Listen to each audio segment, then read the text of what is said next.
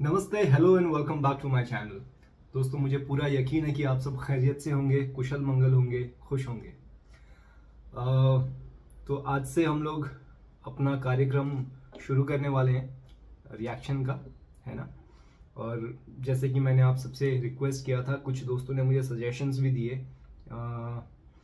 ज़्यादातर जियो पॉलिटिक्स से रिलेटेड थे और कुछ एक सजेशंस आए जो कि बहुत लाइट हार्टेड से भी थे। तो मुझे लगता है कि जो शुरुआत है वो थोड़ा सा लाइट नोट पे करते हैं, उसके बाद we can go ahead as per your request and as per your suggestions, है ना। खान सर की भी एक रिक्वेस्ट आई थी, जो कि मेरे फेवरेट है, हम सब के फेवरेट हैं, and he is very big now. तो उनके ऊपर भी जाएंगे ज़रूर। लेकिन आज एक वीडियो से शुरू करते हैं। इनके चैनल पे, इनके कंटेंट पे हमने पहले भी शायद एक आध वीडियोस पर हमने रिएक्शन दिया है। He is none other than the Ranveer show we are talking about. Ranveer Hindi का ये है वीडियो। ओके, तो शुरू करने से पहले मैं आपको बता दूं इसका टॉपिक, महाभारत की पूरी कहानी, अर्जुन, श्री कृष्ण एंड युद्ध, Ami Ganatra, the Ranveer show. I think Ami Ganatra is the guest जिसके साथ रणवीर यहाँ पर इंट्रैक्शन कर रहे हैं। आई एम श्योर कि ये नॉलेजेबल और मज़ेदार वीडियो होने वाला है। Shall we start now? In fact ये ना रामायण में भी आता है कि जब सबसे पहले मिलन होता है हनुमान जी और राम जी का, तो जिस तरीके से हनुमान जी बात करते हैं तो श्री राम से करे ये तो एकदम जैसे जो वेद पढ़े हो वैसी ही इनकी वाणी। उसके बाद जब हनुमान जी लंका जाते हैं और अशोक वाटिका में सीता जी को देखते हैं, तब वो सोच रहे हैं कि मैं कौन सी भाषा में बात करूं। अगर मैं संस्कृत जैसी भाषा में बात करूंगा। टाइटल में लिखा था महाभारत की पूरी कहानी, बट मैडम जो है रामायण से शुरू कर रहे हैं। हो सकता है कि बीच का कॉन्टेक्स्ट कुछ ये इन्होंने इंट्रो में डाला हो। Let's see. तो उनको लगेगा कि पता नहीं कौन है। अगर मैं संस्कृत मैं बात करूं तो मुझ पे भरोसा नहीं करेंगे, तो मैं कौन सी भाषा में बात करूं। He is actually thinking that. और एंड में आई थिंक हनुमान जी ने उदित नारायण की आवाज में एक गाना गाया सीता माँ के लिए। सॉरी, ये जोक है फ्रॉम द एनिमेटेड रामायण। उन्होंने गाना गाया संस्कृत में गाया। ये है एक और महाभारत स्पेशल। हाल ही में हमने एक ब्लॉकबस्टर पॉडकास्ट बनाया था अमी गनात्रा के साथ। अमी गनात्रा फिर से लौट आ चुकी है टीआरएस हिंदी पर। अमी गनात्रा, आपका स्वागत है। बहुत बहुत आभार रणवीर, हमेशा मुझे बहुत अच्छा लगता है तुमसे बात करके। अमी जी, फिर से आज आपसे बहुत कुछ सीखना है। अगर हम महाभारत की बातें करें तो आपके अनुसार हमें किस चीज को पहले एड्रेस करना चाहिए अकॉर्डिंग टू यू? आपका पॉइंट ऑफ व्यू क्या है महाभारत को लेकर? एक मिनट, ये जो चाइल्डिशनेस है ना जो एक रणवीर के अंदर, जो उनके गेस्ट आते हैं उनके साथ वो जैसे बच्चे की तरह खिलखिलाते हुए जो वो इनका इंट्रैक्शन करने का तरीका है, वो मुझे बहुत पसंद है। और आई थिंक उन्होंने कहा कि ये दूसरा पॉडकास्ट है अमी गंतारा जी के साथ। तो आई एम नॉट श्योर कि ये पहले पॉडकास्ट की कंटिन्यूटी है और हम लोग कुछ मिस करने वाले हैं यहाँ पर। तो वो थोड़ा सा मतलब ऐसा हो जाएगा कि हम पहले दूसरे पॉडकास्ट पर रिएक्शन दे रहे हैं और उसके बाद शायद पहले पे जाना पड़े, तो उल्टा शुरू करने जैसा हो जाएगा शायद ये। बट एनीवे, क्योंकि एक नई शुरुआत हमारे लिए है, मेरे लिए और आपके लिए, तो अब शुरू कर दिया है तो यही सही, आगे बढ़े। सबसे पहले तो इदम कृष्णाय इदम नमः। मैं जो कुछ कह रही हूँ, जो सीखा है गुरुओं से, कृष्ण से, वही बता रही हूँ। महाभारत एक धर्म ग्रंथ है, जिसे हम इतिहास कहते हैं। पिछली बार हमने रामायण के विषय में काफी बात कही है ना।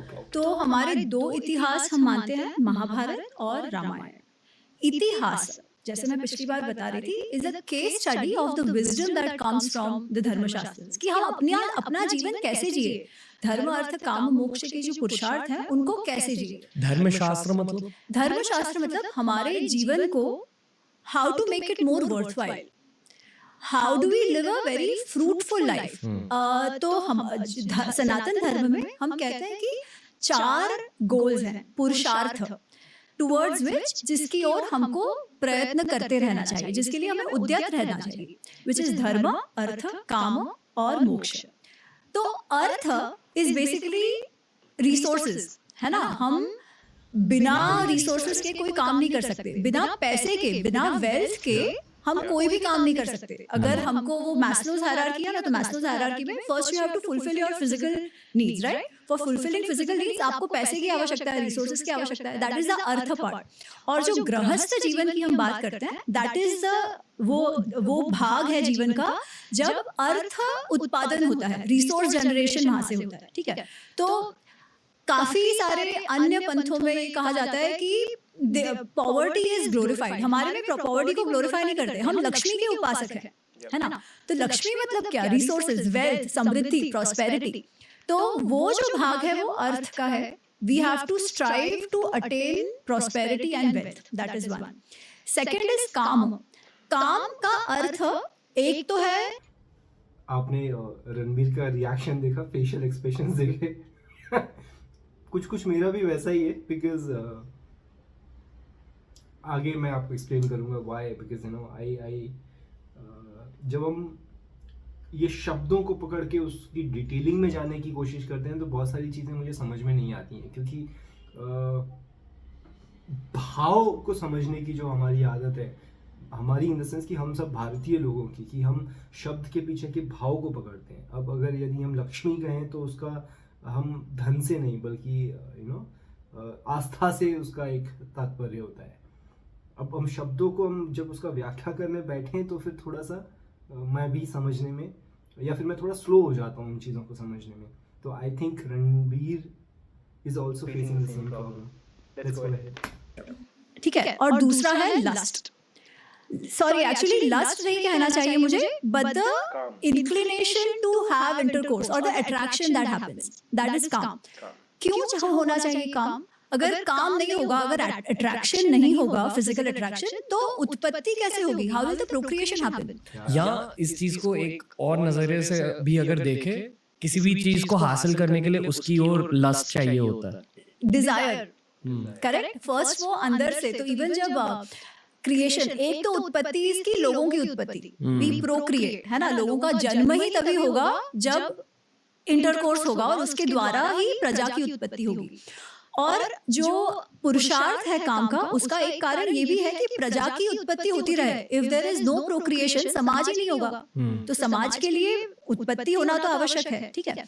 और आप जो डिजायर की बात कर रहे हो, है ना, कि टू गेट एनीथिंग, कुछ भी सिद्धि, कुछ भी हासिल करने के लिए भी सबसे पहले तो you need to have the desire कि मुझे वो करना है।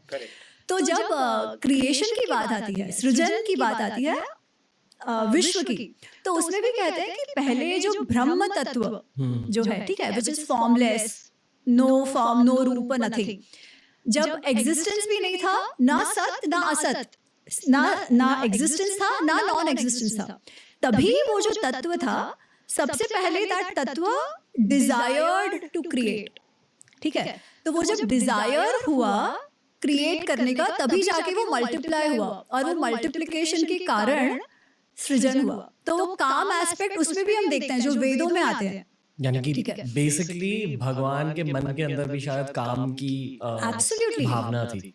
तो डिजायर के बिना तो कुछ होगा ही नहीं, है ना। तो वो जो एस्पेक्ट है वो काम का aspect, which is basically desire to achieve something for betterment, समाज के प्रोग्रेस के लिए, उन्नति के लिए, और दूसरा प्रजा की उत्पत्ति के लिए, फॉर एंश्योरिंग कि समाज में लोग पैदा होते रहे तभी। तीसरा है धर्म। अब धर्म को भी दो तरीके से देखा जाता है। एक है कि जो रिलीजन एस्पेक्ट है, कि भाई जो रिचुअल्स हम करते रहे हमारे, वी आर ऑल, हम जो सनातन धर्म की बात करते हैं, तो एक तरफ से देखा जाए तो हम प्रकृति के पूजक हैं, है ना, क्योंकि प्रकृति से हमें रिसोर्सेज मिलते हैं, प्रकृति के कारण हम जीवित रहते हैं। तो जो यज्ञ करने का जो हमारे में है, जो यू नो जो सैक्रिफाइस जिसे बोलते हैं, बट फायर सैक्रिफाइस बेसिकली यज्ञ होता है। उसमें यही है कि आप देवों को संतुष्ट करो और देव आपको संतुष्ट करें। धर्म का दूसरा एस्पेक्ट है, एक दूसरे के साथ ऐसे जियो कि सस्टेनेबिलिटी होती रहे। जैसे अगर धर्म का हम डेफिनेशन देखें, और इसमें ना मैं थोड़ा सा टाइम लेके समझाती हूँ, क्योंकि महाभारत जो आपका प्रश्न है ना वो इससे बहुत ही ज्यादा रिलेटेड है। तो धर्म का डेफिनेशन जो हमें मिलता है वो है धारयति इति धर्म।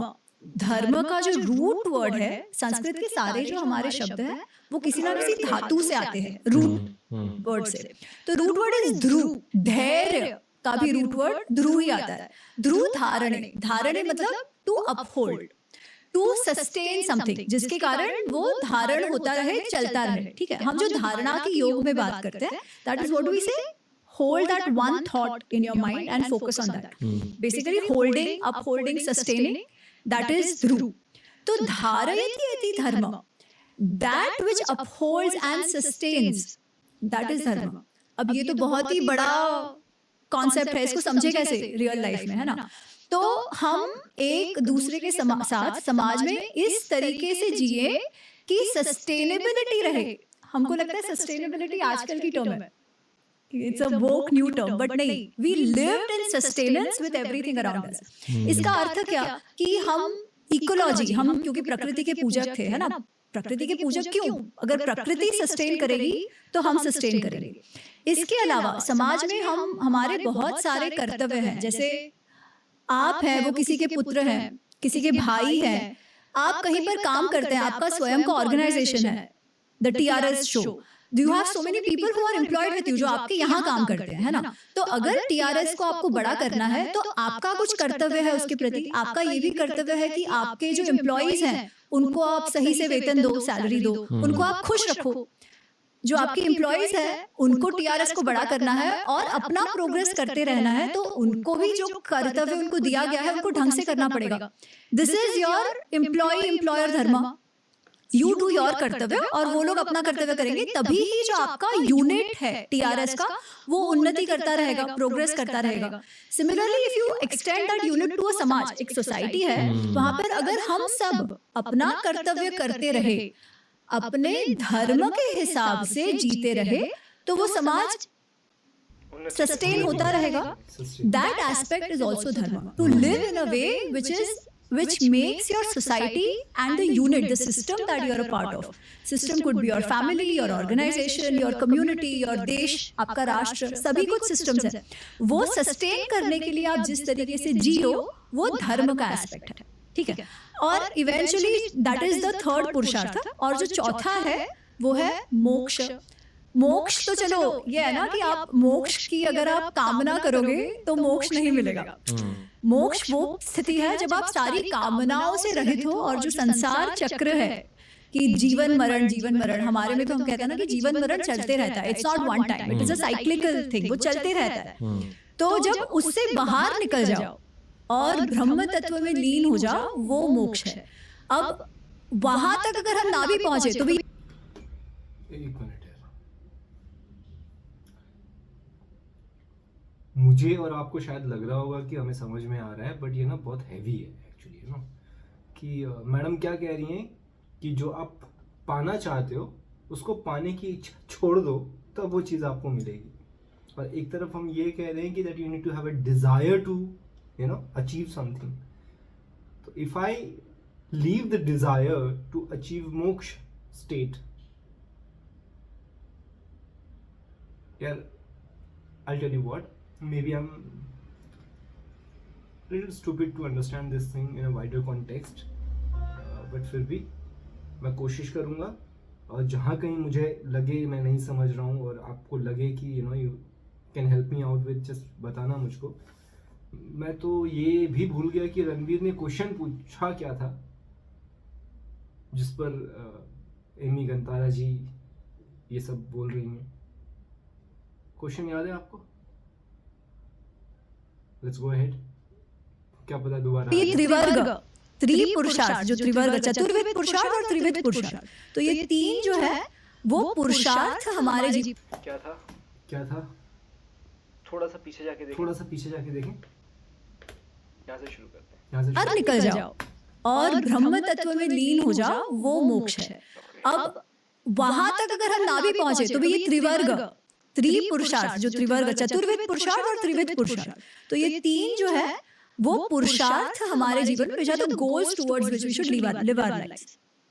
तो इतिहास से तो ये जो समझ है वो हमें धर्मशास्त्रों से मिलती है कि how to live our lives. इसमें धर्मशास्त्र में कौन से आते हैं, तो वेद जो है ना वो तो एक भाग है, उनको इंटरप्रेट करके the dos and don'ts, what to do what not to do, ये आता है धर्मशास्त्रों में, जो स्मृतियों में आता है, which is Manusmriti is one of the many धर्मशास्त्रस, याज्ञवल्क्य स्मृति, पराशर स्मृति, ऐसे बहुत सारे हैं जो अलग अलग टाइम पर लिखे गए to serve as a guidance उस समय के लोगों के लिए, समाज को सस्टेनेबल रखने के लिए कैसे जीना चाहिए सबको, उसका हमको डूज एंड डोंट्स कुछ गाइडेंस देते हैं, ठीक है, दोज आर धर्मशास्त्र।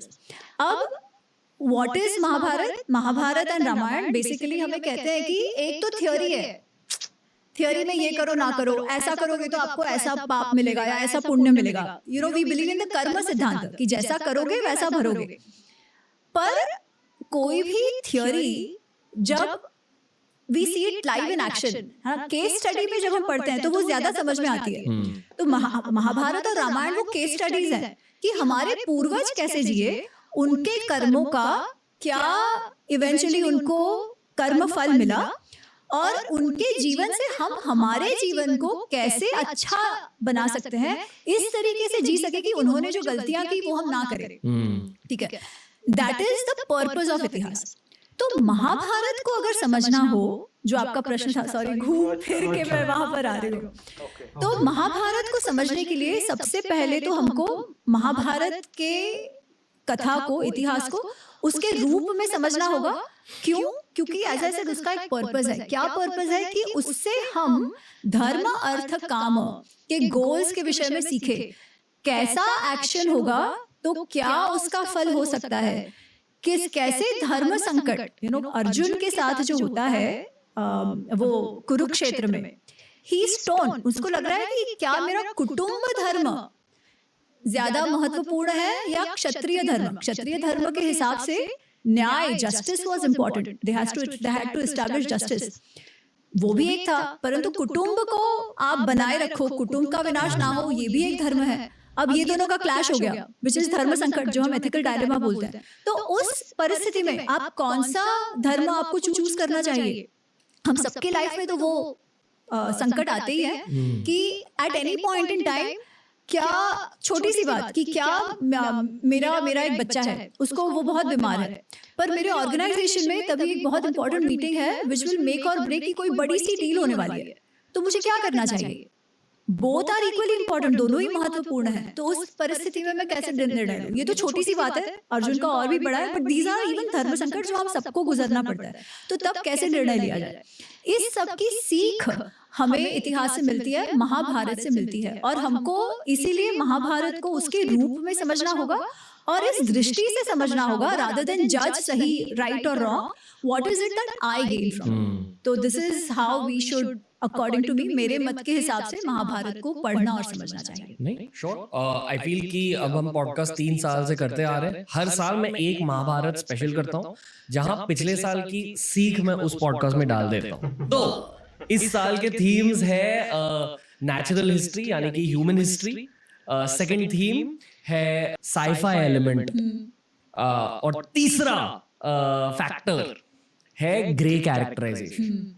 यानी कि जब हम महाभारत के बारे में भी पढ़ते हैं, ऑलमोस्ट सब कैरेक्टर्स ग्रे थे। कुछ लोग ये भी मानते हैं कि कृष्ण भगवान खुद शायद एक arguably grey character, I don't agree, पर ये उन्हें देखने का एक नजरिया हो सकता है। तो कुछ और डिटेल के पॉइंट्स मैं कहना चाहूंगा। पहला, काफी सारे लोगों से, काफी सारे रिसर्चर्स से, काफी सारे ऑथर से बात करने के बाद मेरी चाय भी ठंडी हो गई है। I was so occupied in this conversation. Now from here, since Ami Gautam ji, Ami Ganatra ji, जहाँ से उन्होंने महाभारत के कॉन्टेक्स्ट में बात करना शुरू किया है, वो मैं रिलेट कर पा रहा हूँ, वहाँ पर मैं थोड़ा सा रेजोनेट कर पा रहा हूँ। आई थिंक इनिशियल जो चंक था,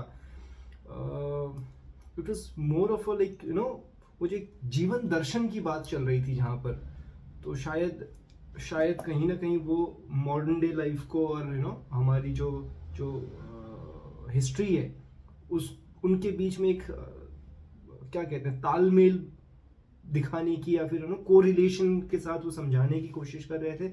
शायद कुछ चीज़ें इसलिए मैंने मिस कर दी वहाँ पर। और या तो ये भी हो सकता है कि बिकॉज आई वाज, एक चीज़ तो श्योर है कि she is very intelligent and she knows things.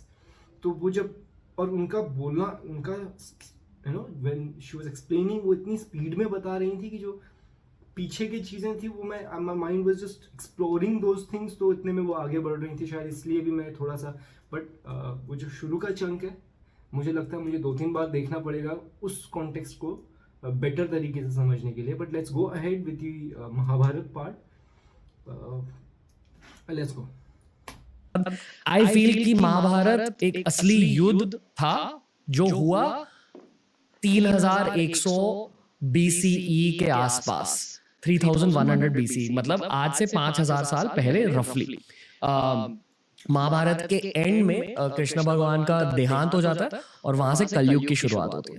तो आई फील कि जो भी सीख इस युद्ध की कहानी से हमें मिली वो एक्चुअली कलयुग में बहुत ज्यादा अप्लाई होती है। और शायद भगवान, यानी कि मैं कृष्ण भगवान या विष्णु भगवान के बारे में बात नहीं कर रहा हूँ, मैं परब्रह्म के बारे में बात कर रहा हूँ, यानी कि यूनिवर्सल गॉड। शायद वो चाहते थे कि कलयुग से पहले इंसानों को एक मैनुअल मिल जाए, इसलिए महाभारत वॉर तब हुई। और मैं ये भी मानता हूँ, इस पॉडकास्ट पर काफी सारे आर्कियोलॉजिस्ट आए हैं, काफी सारे हिस्टोरियंस आए हैं। हिस्ट्री और असली हिस्ट्री, यानी कि एक्चुअली जब हम stone age people the stone age man थे, वहां से लेकर आज तक जो कुछ भी हुआ है उसमें से 90% चीजें खो चुकी है। किसी को पता नहीं कि एक्चुअली क्या हुआ।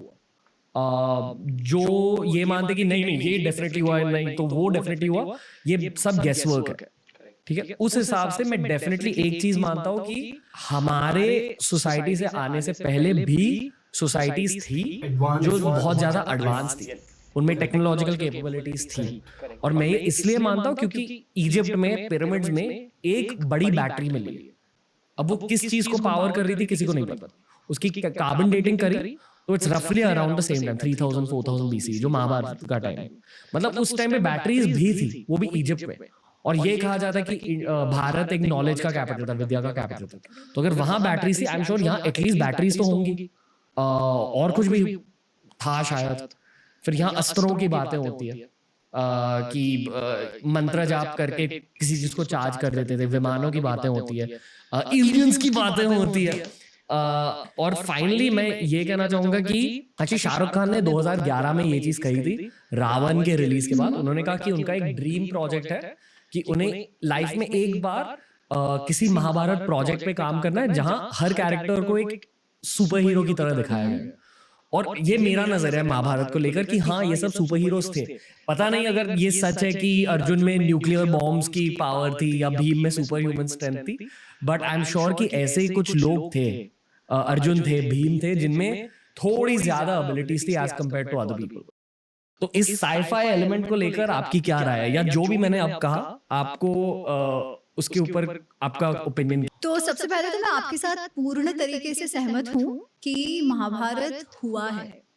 ठीक है, इसका कारण ये भी है कि महाभारत में भी जो डिस्क्रिप्शन भारतवर्ष का आता है, जगहों का आता है, सॉरी, वो जगह आज भी है।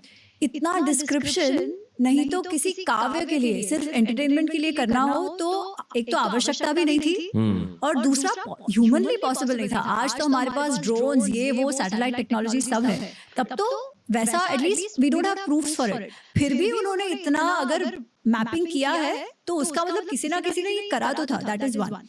सेकेंड, महाभारत में हम जनरली कौरवों और पांडवों की बात करते हैं, परंतु उसमें उनके 50 एंसेस्टर्स, लिनिएज की पूरी बात आती है, 50-54। अगेन, अगर महाभारत का हेतु इन चीजों को डॉक्यूमेंट करना नहीं होता तो फिर वो बताने की आवश्यकता क्या है? ठीक है, हम नॉर्मली मूवीज वगैरह देखते हैं एंटरटेनमेंट के लिए, तो उसमें कोई उनकी लिनिएजेस की बात करता है क्या? नहीं, एक दो मेन वाला कह दो, दैट्स इट। पर इसमें तो पूरा उन्होंने डॉक्यूमेंट करके रखा है फॉर फ्यूचर जनरेशन कि भाई ये आपका पूरा लिनिएज है। 54+ राजा रानियों के नाम है, उनके कौन से पुत्र थे, उन सबके नाम उसमें आते हैं। ठीक है। तीसरा, आपने आर्कियोलॉजी की बात कही, तो डॉक्टर बीबी लाल जो अभी रिसेंटली उनका देहांत हुआ है, उन्होंने काफी सारा ही used to be one of the leading archaeologists of Bharat, especially independent Bharat. उन्होंने मेरठ के पास कुछ एक्सकेवेशंस किए हैं जहां वो उनका ये क्लेम है कि हस्तिनापुर, ठीक है, जो था उससे मिलता जुलता वो एक्सकेवेशंस है। तो we have some parts of that as well. Plus आगे चल के जो काव्य हुए हैं, ये पाणिनि का अष्टाध्यायी वगैरह देखो तो उन सब में इवेंट्स का रेफरेंसेस है, सेइंग इट इज इतिहास, ठीक है। चौथी बात, हमारे जो शास्त्र है ना, जैसे आप देखो बाकी जो रिलीजन्स है उसमें there is one book typically, हमारा ऐसा नहीं है। हमारा तो श्रुति है जिसमें वेद उपनिषद आते हैं, स्मृति है जिसमें धर्मशास्त्र जो मैंने अभी बताया, दर्शन शास्त्र जो फिलोसफी की टेक्स्ट है, वेदांग जिसके द्वारा हम जिसमें व्याकरण ग्रामर वगैरह सारा आता है, इतिहास, पुराण। अच्छा, इतिहास में केवल 2 ही पुस्तकें कही गई है, इतिहास, so it was, does it was, कि ये हुआ था। पुराण has some elements of history, but पुराणों को इतिहास नहीं कहा गया है, केवल इन 2 ही पुस्तकों को इतिहास कहा गया है। There must have been some logic to it, right, where they say it must have happened. So given all of this, मैं आपके साथ पूर्णतः सहमत हूँ कि definitely there is an history, truth, जो हम महाभारत रामायण में देखते हैं, ठीक है। जो आपने साइफाई की बात कही, मैं कहूंगी कि मेरा इस पे अध्ययन इतना है नहीं, इसलिए मैं ये नहीं जानती कि एक्चुअली क्या टेक्नोलॉजी हुई होगी तब या नहीं हुई होगी, परंतु जो महाभारत में युद्ध का डिस्क्रिप्शंस आते हैं ना स्ट्रेटेजिकली, वो इतने एडवांस है कि पूछो मत।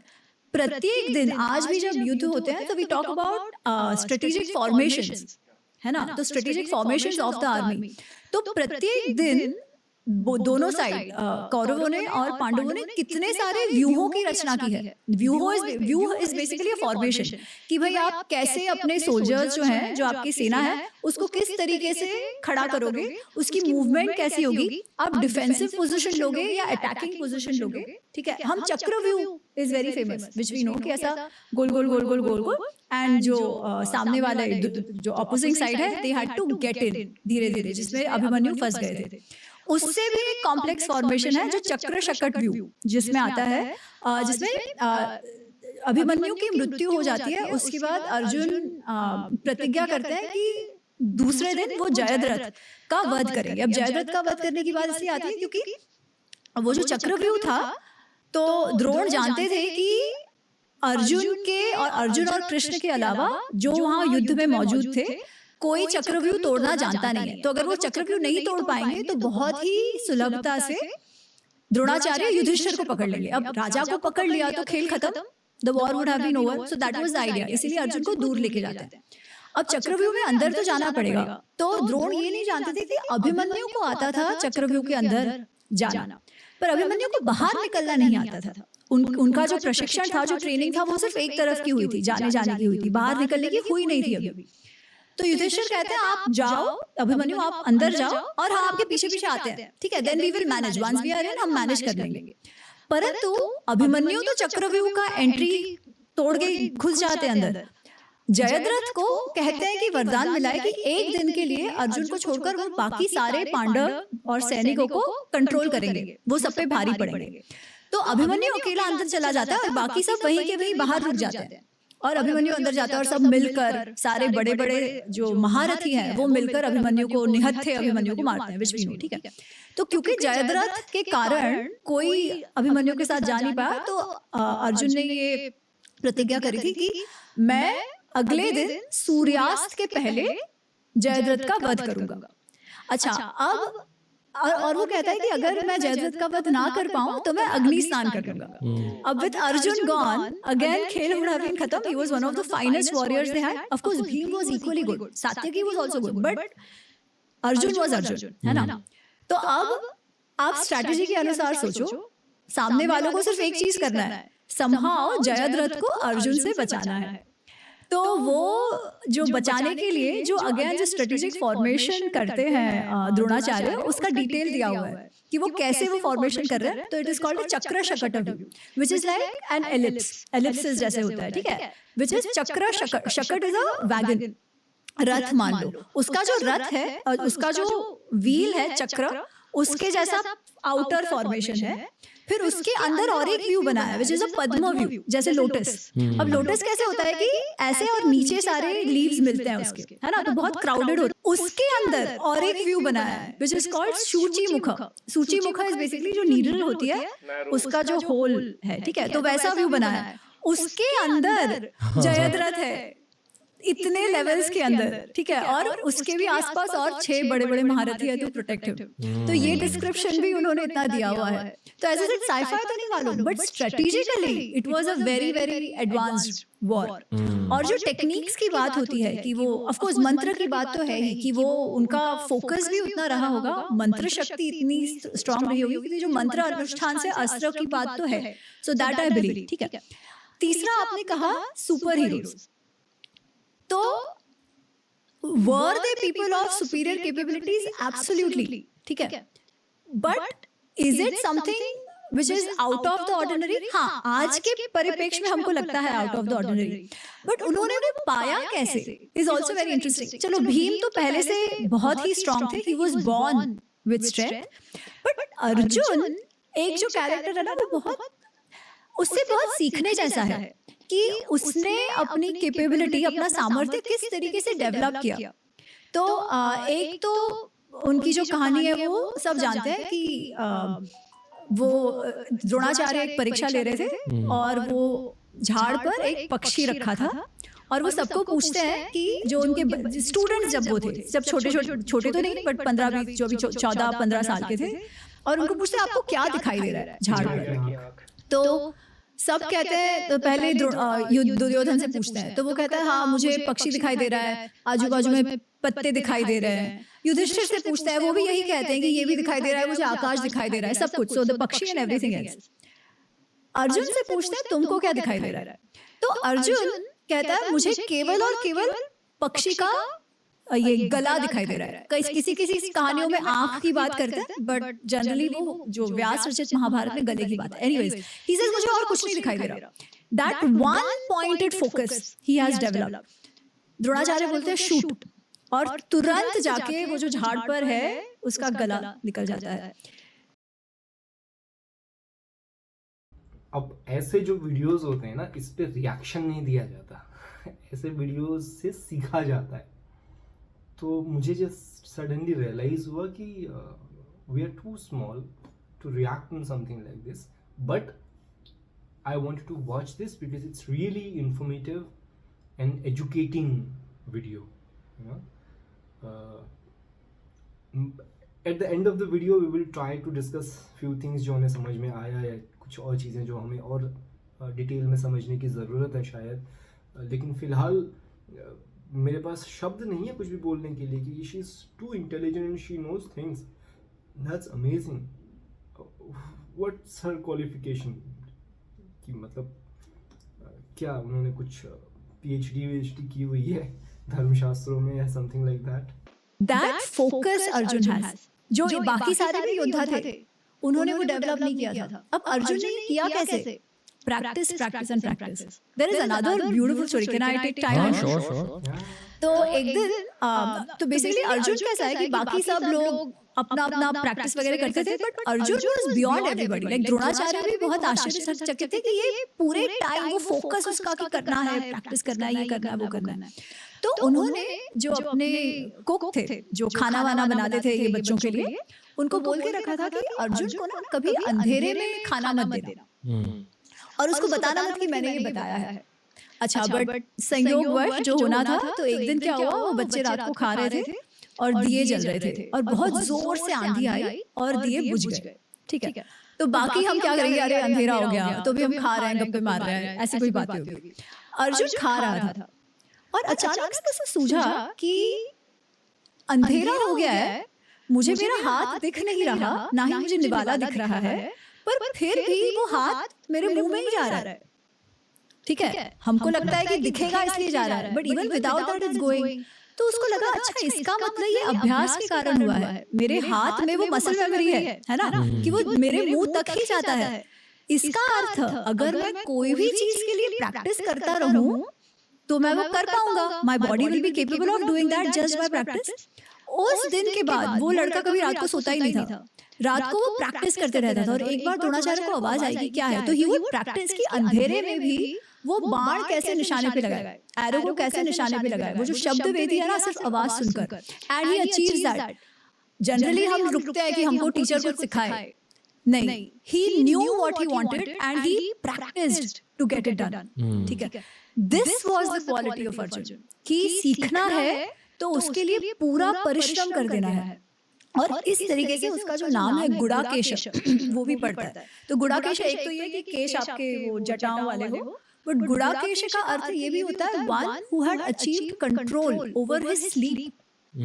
अब आप देखो, हम जब थके हुए होते हैं या ढंग से सो ना पाए तो क्या होता है, दूसरे दिन भी हम काम सही से नहीं कर। Arjun had achieved control over sleep का अर्थ ये कि वो जब चाहे तब वो सो सकता था, और जब भी सोएगा तो पीसफुल स्लीप सोएगा, एकदम डीप स्लीप। और जब चाहे तब जितने घंटे जितने दिन चाहे वो जागता जागता भी निकाल सकता था। That is the level of mental control and discipline that he had achieved, which is definitely super hero level.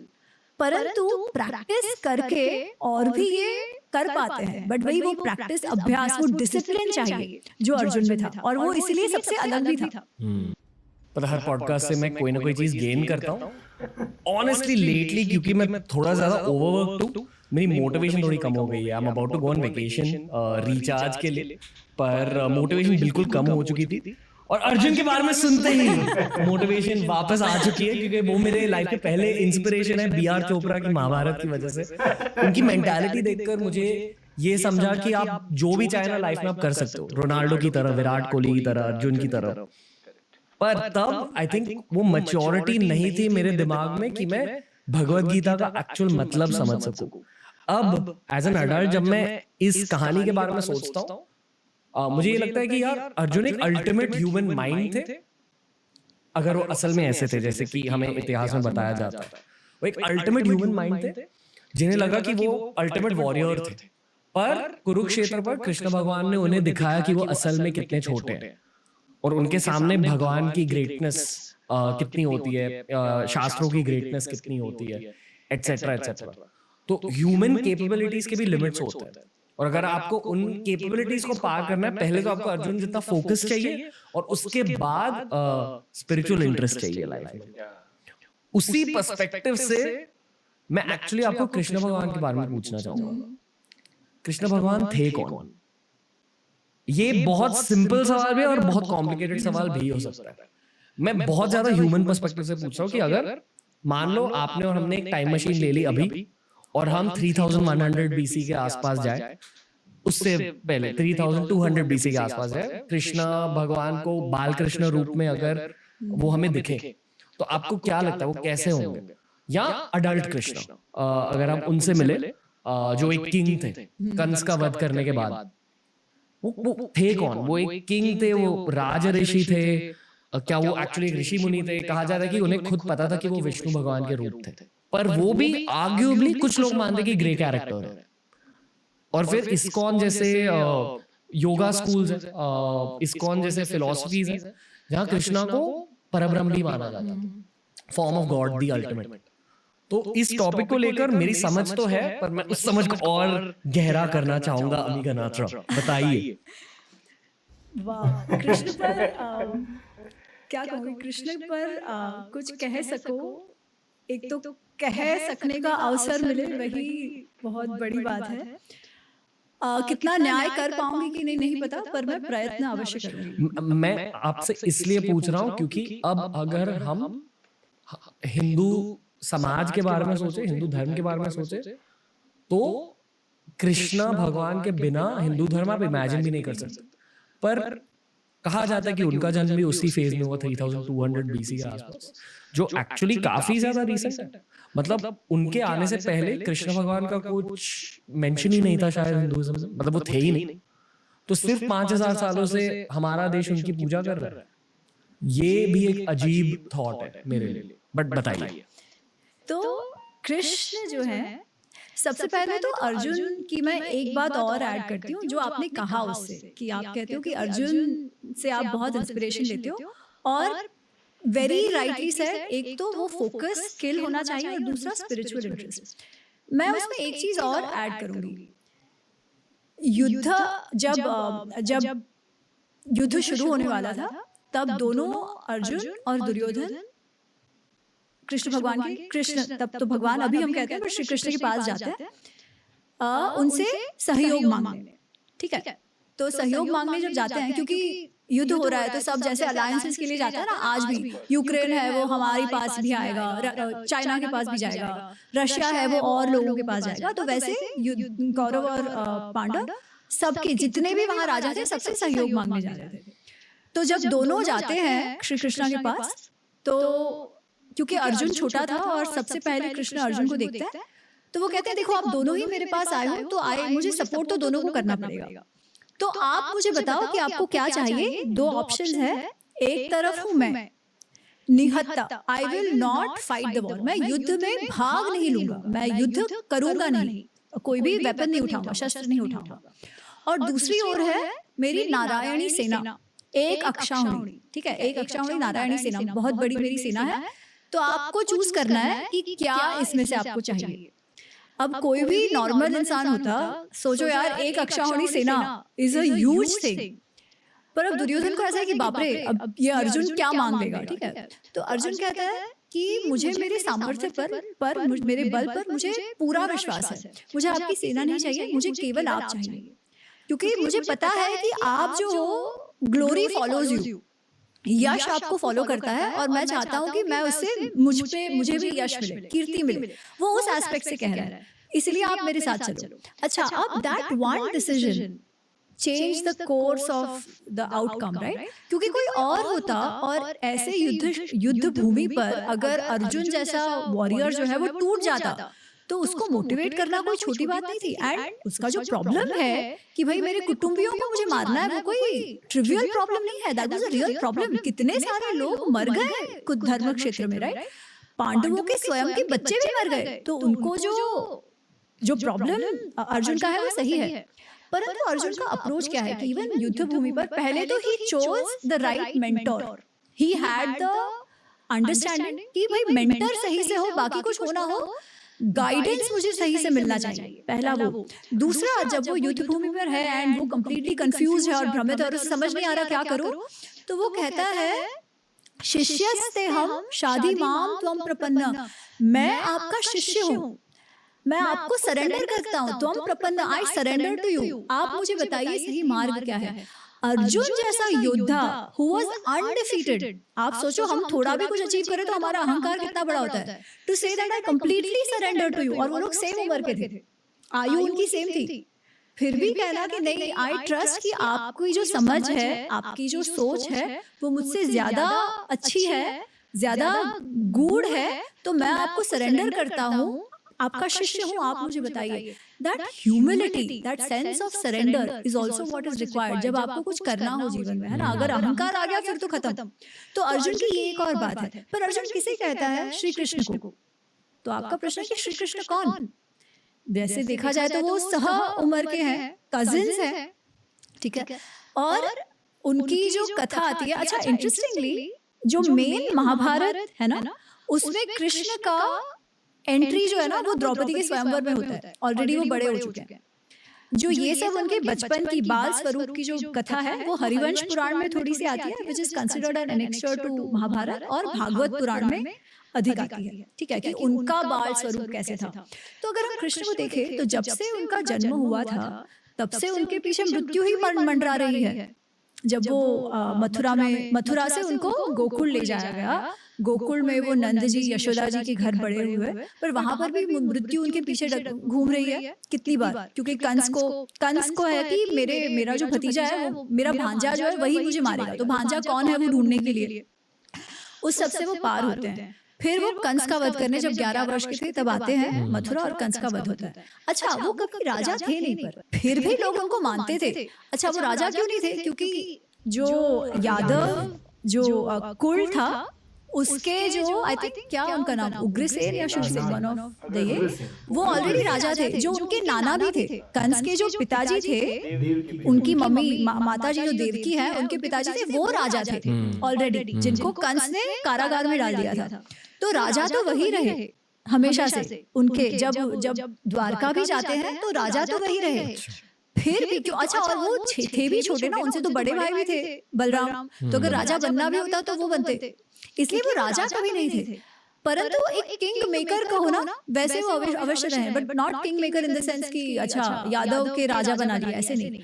He was somebody whose intellect, जिनकी बुद्धि पर उनका जो समाज भी था वो बहुत ही विश्वास करते थे।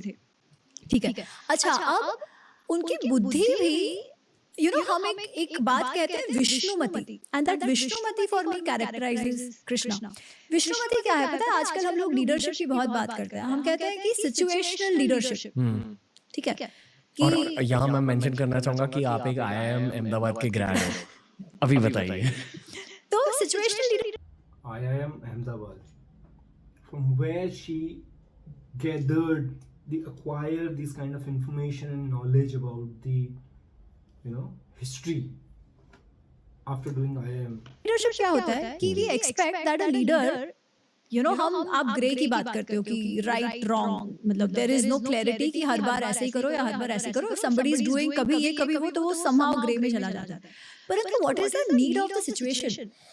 कोई परिस्थिति में ऐसा एक्ट करना आवश्यक है। क्यों आवश्यक है? सस्टेनेंस ऑफ द सिस्टम, धर्म के लिए। किसी परिस्थिति में कोई और तरीके से आपको बिहेव करना पड़े, क्यों? For the sustenance of the system that you are a part of. So what is the eventual goal? Gita में कृष्ण कहते हैं क्यों उनका जन्म हुआ है? यदा यदा ही धर्मस्य, जब भी धर्म को ग्लानि होती है, जब धर्म नीचे जाता है, धर्म नीचे जाता है का मतलब क्या? हमने सस्टेनेंस की बात कही। जब ऐसी सिचुएशन आती है कि ऐसे लोग या ऐसी परिस्थिति हो जाती है जब समाज में मात्स्य न्याय हो जाए। मात्स्य न्याय मतलब बड़ी मछली छोटी मछली को खा जाए, only because you are a bully, only because you have means. आप किसी को कुछ भी कहो, आपके पास पावर है तो आप अपना राज चलाओ। ट्रूथ डजंट मैटर, सत्य डजंट मैटर, अहिंसा डजंट, और कुछ मैटर नहीं करता है। केवल आपके पास पावर है तो आप करो, और आप जो बाकी लोग हैं उनको ऑप्रेस करते रहो। ऐसे तो सोसाइटी टूट जाएगी। तो उससे निकलकर धर्म का स्थापना, जस्टिस का स्थापना करना है। तो वो कहते हैं धर्म संस्थापनार्थाय संभवामि युगे युगे। ऐसा वो कहते हैं कि धर्म संस्थापन के लिए अवतार का जन्म होता है, धर्म संस्थापन के लिए। इसलिए कोई भी कार्य जब आप करते हो, कोई भी डिसीजन आप कर लेते हो, तो वो किसके संगत होना चाहिए? धर्म संगत होना चाहिए। धर्म को सस्टेनेंस के लिए होना चाहिए, whatever system you are a part of. Now that is not easy to understand कि what is really sustenance, because उसमें परिस्थिति ऐसी है कि ये भी चीज सही लगती है, वो भी चीज सही लगती है। धर्म संकट है, दोनों चीजें उतनी ही इंपॉर्टेंट है, तो आप कौन सी चीज को सिलेक्ट करो? कृष्ण जो उनकी विष्णुमती की जो हम बात करते हैं ना, that is that intellect which is very clear. उनको योगेश्वर कृष्ण कहा जाता है। One who has योगस्थ बुद्धि। योगस्थ बुद्धि मतलब क्या? योगस्थ पे हम कहते हैं कि समत्वम योग उच्यते, कि सुख दुख से कोई फर्क नहीं पड़ता, वेरी ऑब्जेक्टिव बुद्धि है ना। कि आप कोई भी जो निर्णय लेते हो वो भावनाओं में बह के या अटैचमेंट के कारण, या अरे आपको ये अच्छा लगता है इसीलिए नहीं, इसीलिए लेते हो क्योंकि वो आवश्यक है, वही लेना चाहिए। और वो विजन आप में है, दृष्टि आप में है कि आपके समाज के लिए ये अच्छा डिसीजन है, वो जिसमें हो वो योगस्थ स्टेट में कहा जाएगा। Basically, detachment from the materialistic things and world, and pursuance towards the Almighty, the ultimate goal, the nirvana, जो हम कहते हैं इंग्लिश में, that's what it is. And there are many things that I wanted to understand, like I think interrupt नहीं करते हैं, आगे बढ़ते हैं, एंड में we will discuss. ये बहुत लंबा वीडियो होने वाला है, I think, so you have to bear with me. Let's go. साधारण मनुष्य के लिए वो सिचुएशन में आना, वो स्टेट ऑफ बुद्धि which is complete objectivity, strong sense of intuition is not easy. लोग प्रयत्न करते हैं फिर भी नहीं होता, मल्टीपल जन्म लग जाता है। कृष्ण हैड दैट योगस्थ बुद्धि, उनका इंट्यूशन इतना स्ट्रांग था कि कोई भी परिस्थिति में क्या करना चाहिए इनका उन्हें पता था। अच्छा, अब let's take an example of that, ठीक है। जब युद्ध हुआ, जब कंस को उन्होंने कंस का वध कर दिया और वो मथुरा में जाके रहने लगे। अच्छा, कंस की पत्नियां जो है वो जरासंध करके जो मगध का राजा है उसकी बेटियां या बहन ऐसे कुछ तो था, ठीक है। तो अपने जमाई को मार दिया, तो वो कंटिन्यूसली, और मगध बहुत ही शक्तिशाली राज्य था मथुरा के कंपैरिजन में। मॉडर्न डे मगध का Bihar area, that will be that area. तो वो बार बार चढ़ाई करते हैं, अटैक करते हैं मथुरा पर, ठीक है। हर बार कृष्ण जो है, कृष्ण और यादव जो वहां के हैं वो उनको हराते हैं हर बार। पर देखो, आप अगर उस परिस्थिति में हो कि आप पूरे टाइम युद्ध की परिस्थिति में हो, तो will your society progress? No, right? You will be a war struck society की पूरे टाइम आप वॉर मोड में ही हो, उससे कभी आप प्रगति नहीं कर पाओगे, उसके लिए शांति चाहिए। और कृष्ण ने ये देखा कि जब तक वो वहां रहेंगे, क्योंकि सबसे बड़ी दुश्मनी तो जरासंध की कृष्ण के साथ थी ना, उन्होंने इस कंस को मारा था। तो ये रियलाइज कि जब तक वो वहां पर रहेंगे तब तक ये चलते ही रहेगा, हमेशा वो वॉर स्ट्रक सिचुएशन में ही रहेंगे, although they had not allowed Jarasandha to defeat them. तो उन्होंने क्या किया, उन्होंने कहा ठीक है, मैं यहाँ से जाता हूँ और मैं कहीं और जाके अपना शहर बसाता हूँ अपने यादवों के साथ। तो बहुत सारे यादव थे, उनके साथ गए और द्वारका उन्होंने बसाई, ठीक है, जो गुजरात साइड जाके। तो मथुरा से द्वारका एक दृष्टि से देखा जाए तो उन्होंने पलायन किया, ऐसे कहते हैं। इसलिए उनको कहा जाता है रणछोड़ राय, कि रण छोड़, जिसने रण छोड़ दिया, कि वॉर से बचने के लिए लोग कहते हैं वो भाग गए, ठीक है। अच्छा, अब एक क्षत्रिय के लिए जो वो अर्जुन को युद्ध भूमि में कहते हैं कि अरे अगर तू भाग जाएगा ऐसे, बिकॉज़ अर्जुन इज नहीं, मेरा तो परिवार कैसे करूं, मुझे तो जाना है, मैं लड़ाई नहीं कर पाऊंगा, है ना। न युद्ध से गोविंदम, ऐसे वो कहते हैं कि हे गोविंद, न युद्ध से, मैं लड़ाई नहीं कर पाऊंगा। तब वो उसे एक बात, वाइल कन्विंसिंग हिम, सेज कि अरे तुम ऐसे भाग जाओगे तो लोग तुम्हारे बारे में क्या बताएंगे, तुम्हारी अपकीर्ति हो जाएगी, वगैरह वगैरह। The same Krishna in that situation actually left, और वो चले गए। अब इन अ वे हाँ, लोग बोलेंगे अरे भाग गया, परंतु उनके समाज की सस्टेनेंस के लिए क्या आवश्यक था उनका उस समय वहां से जाना, ये डिसीजन लेना कि इतिहास भी मुझे रणछोड़ राय नाम से जानेगा, didn't matter to him. What mattered to him was dharma sansthapana, in the sense sustenance, जो सही था उस समय करना। जरासंध को सीधा करना उनके लिए उस सस्टेनेंस एक्चुअली प्रोग्रेस से होता है, यानी कि एक्चुअली प्रोग्रेस पर फोकस है। एब्सोल्युटली, समाज को आगे कैसे लेके जाए, समाज को आगे कैसे लेके जाए। अच्छा, समाज में न्याय भी कैसे स्थापित हो, है ना। अगर बहुत ही वॉर वाला आपका वॉर स्ट्रक सोसाइटी हो आपका, तो क्या होगा, रिसोर्सेज की कमी होती जाएगी, बहुत ज्यादा गुस्सा होगा, बहुत दुख होगा, आपके लोग मर रहे हैं, ये सब होगा, है ना। तो ऐसी परिस्थिति में समाज कहाँ प्रोग्रेस करेगा, कोई भी दृष्टि से, है ना, spiritually, mentally, resource wise, wealth wise कैसे प्रोग्रेस करेगा। ऐसा समाज का तो डाउनफॉल होना ही है, विनाश होना है। तो now we have many examples in our world today's, you know. अगर आप देखेंगे तो यूक्रेन की जीडीपी जो है वो 30% से नीचे गिर गई है। Pakistan is facing the 45% inflation right now. तो this are the circumstances, like leadership, you know, leadership जो होती है, I think Shri Krishna was the great leader. और कृष्ण वो सब कुछ थे जो हम इमेजिन करते हैं, वो सब कुछ थे जो हम सोचते हैं कि ये नहीं है, और वो सब कुछ भी थे जो हम सोचते हैं कि वो हैं, है ना। वो एक तरफ अर्जुन को बोलते हैं कि आप युद्ध भूमि को मत छोड़ो, धर्म का पालन करो, एक तरफ उसी धर्म की स्थापना के लिए वो खुद भी युद्ध भूमि को छोड़कर भागते हैं, पलायन करते हैं और रणछोड़ कहलाते हैं। तो this is the example of, you know, great leadership. अभी कुछ दिन पहले ही एक इंटरव्यू में एस जयशंकर जो है, उन्होंने कहा था कि जो सबसे बड़े डिप्लोमैट हुए हैं वो 2 हुए हैं हमारे देश में, भगवान श्री कृष्ण और श्री हनुमान, इन दोनों का नाम उन्होंने लिया था। तो this is something like, you no. और कुछ टाइम पहले इन लोगों ने एक मेंशन किया था, मैनुअल की बात की थी कि कलयुग शुरू हो रहा है, तो क्या महाभारत एक मैनुअल जो है, the Almighty was creating a manual for the Kalyuga. तो शायद वो महाभारत को अगर हम देखें, महाभारत की कहानी को पढ़ें, उसके इंसिडेंट्स के एनेक्डोट्स को भी अगर हम देखें, तो इतना कुछ सीखने के लिए हमारी जो ज़िंदगी की प्रॉब्लम्स हैं। अब जैसे वो चक्रव्यूह की बात चल रही थी, है ना, वो आज की डेट में भी अगर हम देखते हैं ना, तो कॉमर्शियली, है ना, कॉर्पोरेट में भी हम देखते हैं, तो वो प्लानिंग और एग्जीक्यूशंस जो चीज़ें होती हैं, पूरी प्लॉटिंग जो होती है, चाहे आप सेल्स में हो या किसी और चीज़ में हो, so everything like you know we can learn so much from the Mahabharata, Gita, Ramayana. Amazing है यार। और कहने के लिए ना ये रिएक्शन चैनल है मेरा, बट मैं आपको सच बात बताऊं, मैं तो खुद को ही एजुकेट कर रहा हूँ, और आप लोगों का साथ रहता है तो और फिर मज़ा आता है, इंटरेक्टिव होती है, बस यही बात है और कुछ नहीं। चलिए आगे बढ़ते हैं, मज़ा आ रहा है मुझको वैसे, और ये लंबा होने वाला है ना। उससे अच्छा उस परिस्थिति में रहो, उससे अच्छा वहां से निकल जाओ। तो मथुरा में जो रह गए उनको भी शांति, because Jarasandh basically wanted to drive away he, उसका एनिमिटी जो था वो तो कृष्ण के साथ था, और वो चले गए द्वारका, उन्होंने बसाई।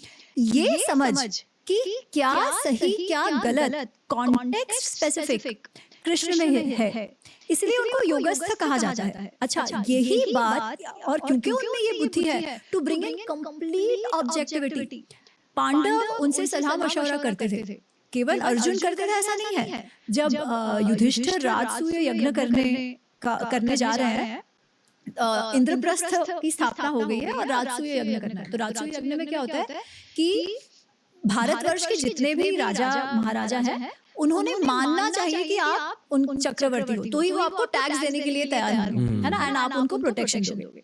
पर अगर कोई भी राजा कहे कि नहीं नहीं, आई डोंट एक्सेप्ट योर ये, तो वो राजसूय यज्ञ कर नहीं पाएंगे, वो चक्रवर्ती नहीं हो पाएंगे। तो उन्होंने जब सोचा कि हाँ करना चाहिए मुझे राजसूय यज्ञ, तो सबने कहा नहीं नहीं, यू आर पावरफुल, आपके भाई इतने पावरफुल है, आप तो सबको हरा दोगे, आप चिंता मत करो, वगैरह वगैरह।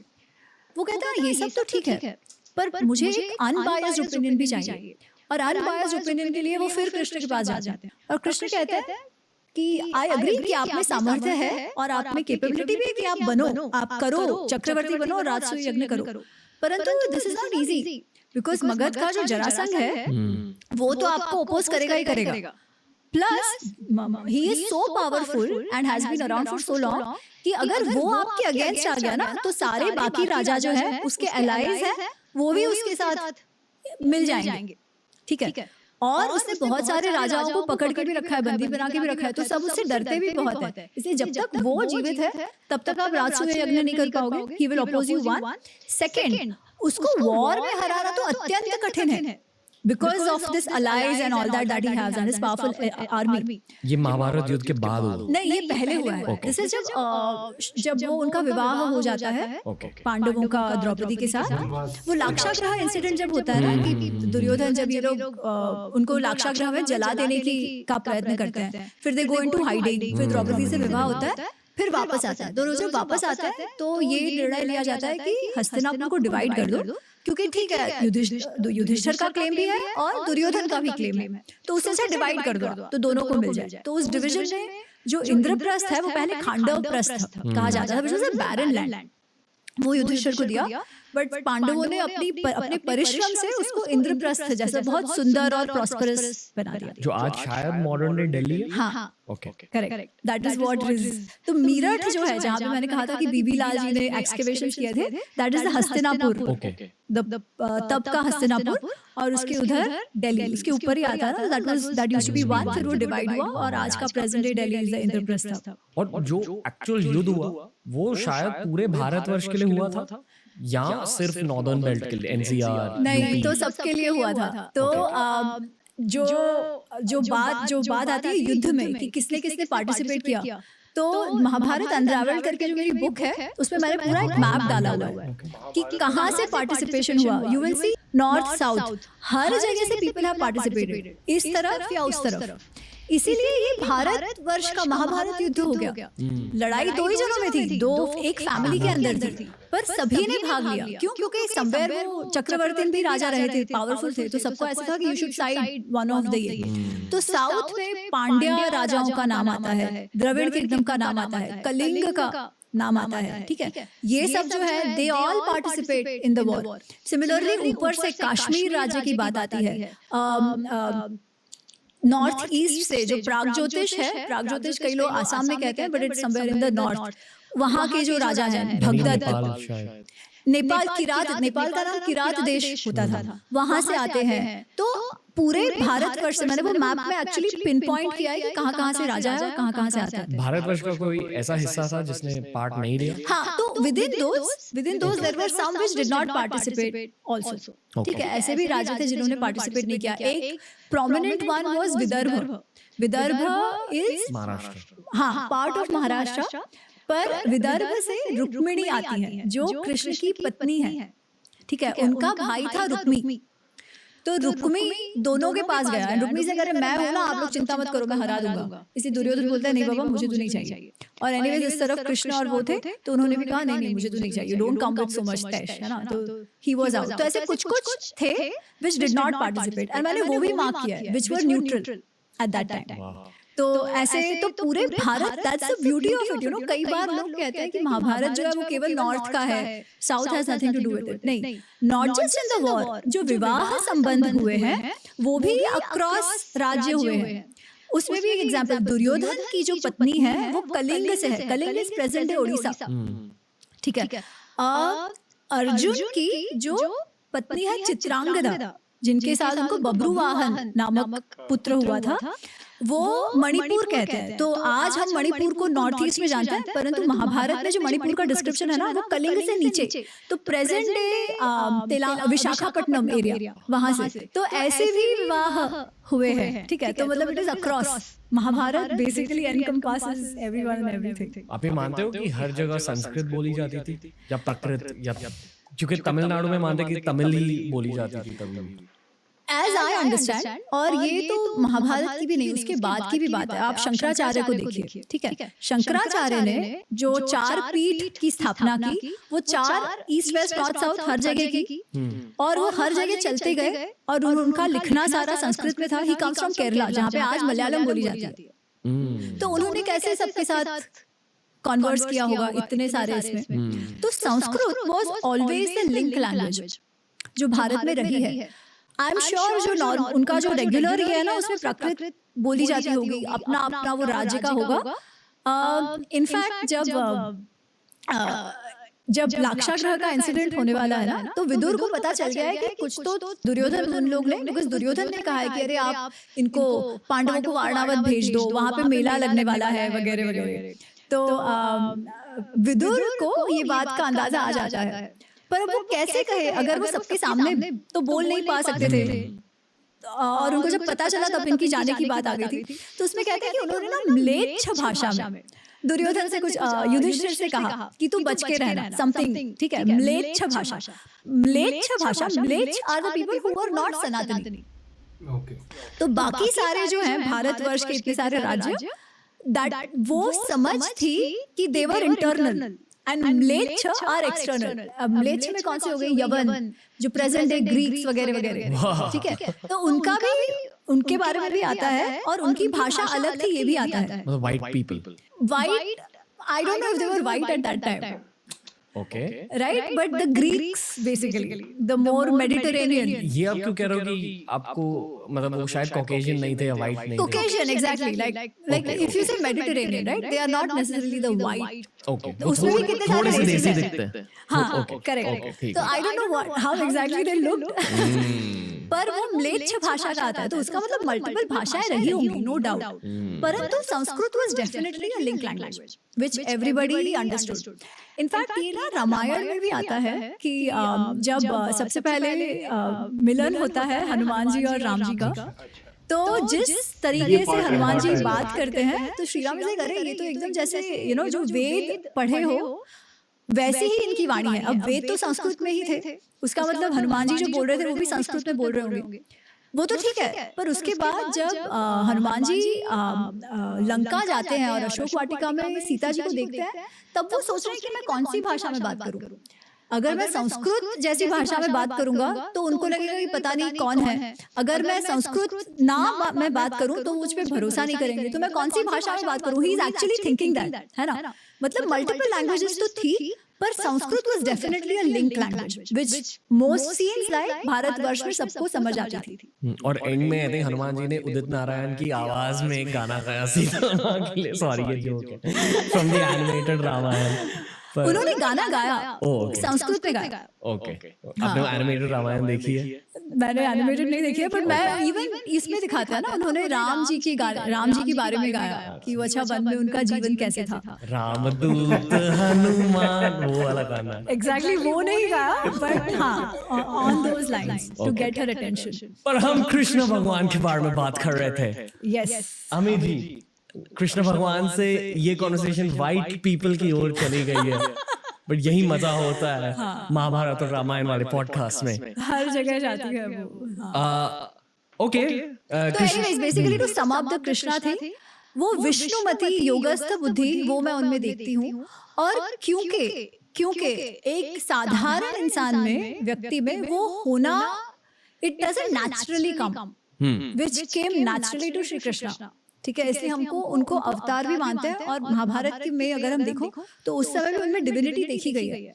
और गीता में अगेन गीता में कृष्ण सब कुछ बता देते हैं। तो विभूति योग चैप्टर में वो कहते हैं कि क्योंकि कृष्ण पूछते हैं कि मैं आपको कहाँ देखूं, अर्जुन, सॉरी करेक्ट, अर्जुन पूछते हैं कि how do I meditate on you, मैं आपको देखूं कहाँ पर, आपका कौन से रूप में मैं आप पर ध्यान करूं। क्योंकि वो उन्होंने तब बताना शुरू कर दिया है कि अरे तू चिंता मत कर, just focus on me, come to me, I will, मैं भगवान हूँ, मैं आपको बचा लूंगा, तू सिर्फ तेरा काम कर, डोंट थिंक अबाउट हारना जीतना मत सोच। तभी वो दिखाते हैं विभूति योग में कि जो भी वस्तुएं है ना, उसमें से जो उत्कृष्ट है वो मैं हूँ। ठीक है, वो कहते हैं कि ये जो शस्त्रधारी है उसमें मैं राम हूँ। शस्त्रधारी में मैं राम क्यों हूँ? क्योंकि राम जो है उन्होंने, he was one of the finest warriors of all times, या तो वो कहते हैं शस्त्रधारियों में द बेस्ट वाज राम। जिनकी गणना की जाती है, समय, मेजरमेंट सारा, उसमें मैं कौन हूँ? मैं काल हूँ, समय हूँ मैं, मेजरमेंट्स, लेंथ, ब्रेथ, इस सब की होती है, बट उस सब में भी सबसे उत्कृष्ट इस काल। ठीक है, तो समय हूँ मैं। जो ज्योति है जिससे लाइट आती है, उस सब में मैं सूर्य हूँ, आदित्य हूँ। तो ऐसे वो कहते हैं, और वो कहते हैं कि पांडवों में मैं अर्जुन हूँ। तो he says wherever you see excellence, Shri जहां पर देखते हो, रेडियंस जहां पर देखते हो, उत्कृष्ट था, एक्सीलेंस जहां पर देखते हो, वहां तुम मुझे देखो। मुझे मतलब देव तत्व को। और that excellence was in Krishna. He was above everybody else when it came to understanding dharma and the yogastha buddhi part. So that, according to me, is Krishna, the Yogeshwar Krishna. The charam seema of excellence, charam seema of yoga. क्योंकि ये TRS Hindi का एक episode है, of course हमें occult के बारे में बात करनी है, साइकिक्स के बारे में बात करना है। सूफिज्म में माना जाता है कि आपके और परमात्मा के बीच कुछ 36,000 फिल्टर्स होते हैं। अच्छा। और जितना ज्यादा आपका स्पिरिचुअल प्रोग्रेस होगा, जो प्रेयर से होता है, जो मेडिटेशन से होता है, जो पुण्य करने से होता है, जितना ज्यादा आप स्पिरिचुअली प्रोग्रेस करोगे, उतनी ज्यादा फिल्टर्स आपके दिमाग से हटने लगते हैं। और जो आम जनता को हमारे आसपास दिखता है वो एक्चुअली असलियत नहीं है, ये माया का खेल है। और जो असली चीजें हमारे आसपास वो दिखाई नहीं देती, भगवान का प्रेजेंस हमारे आसपास दिखाई नहीं देता, और उसी तरह शायद भूतों का भी प्रेजेंस दिखाई नहीं देता। तो मैं भूतों के बारे में नहीं पूछ रहा हूँ, पर मैं ये पूछ रहा हूँ कि जब हम इंट्यूशन के बारे में बातें करते हैं तो यहाँ साइकिक एबिलिटीज भी एक फैक्टर होती है आपके अकॉर्डिंग? और अगर हाँ तो महाभारत में साइकिक एबिलिटीज का इस्तेमाल होता है या नहीं? साइकिक एबिलिटीज को लेकर आपकी कोई राय है? Again, I will refer back to शास्त्र only. Okay.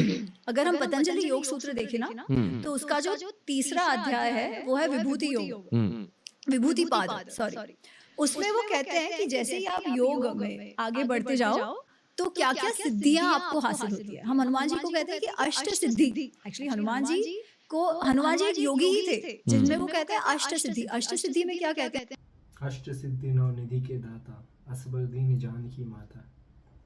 इसमें लघिमा, गणिमा, And there are many कि other अपने शरीर को बड़ा कर पाओ, कम शरीर को छोटे से छोटा कर दो, एकदम लाइट हो जाओ, आप लेविटेट कर सको, ठीक है, एकदम भारी हो जाओ, आपका पाँव भी कोई हटा ना सके, ठीक है, या फिर आप मेंटली सामने वाला क्या सोच रहा है वो पता कर लो, intuition, that is also deep intuition, right, या अपने आपकी मेंटल कैपेसिटी इतनी स्ट्रांग है कि I can manipulate what you are thinking.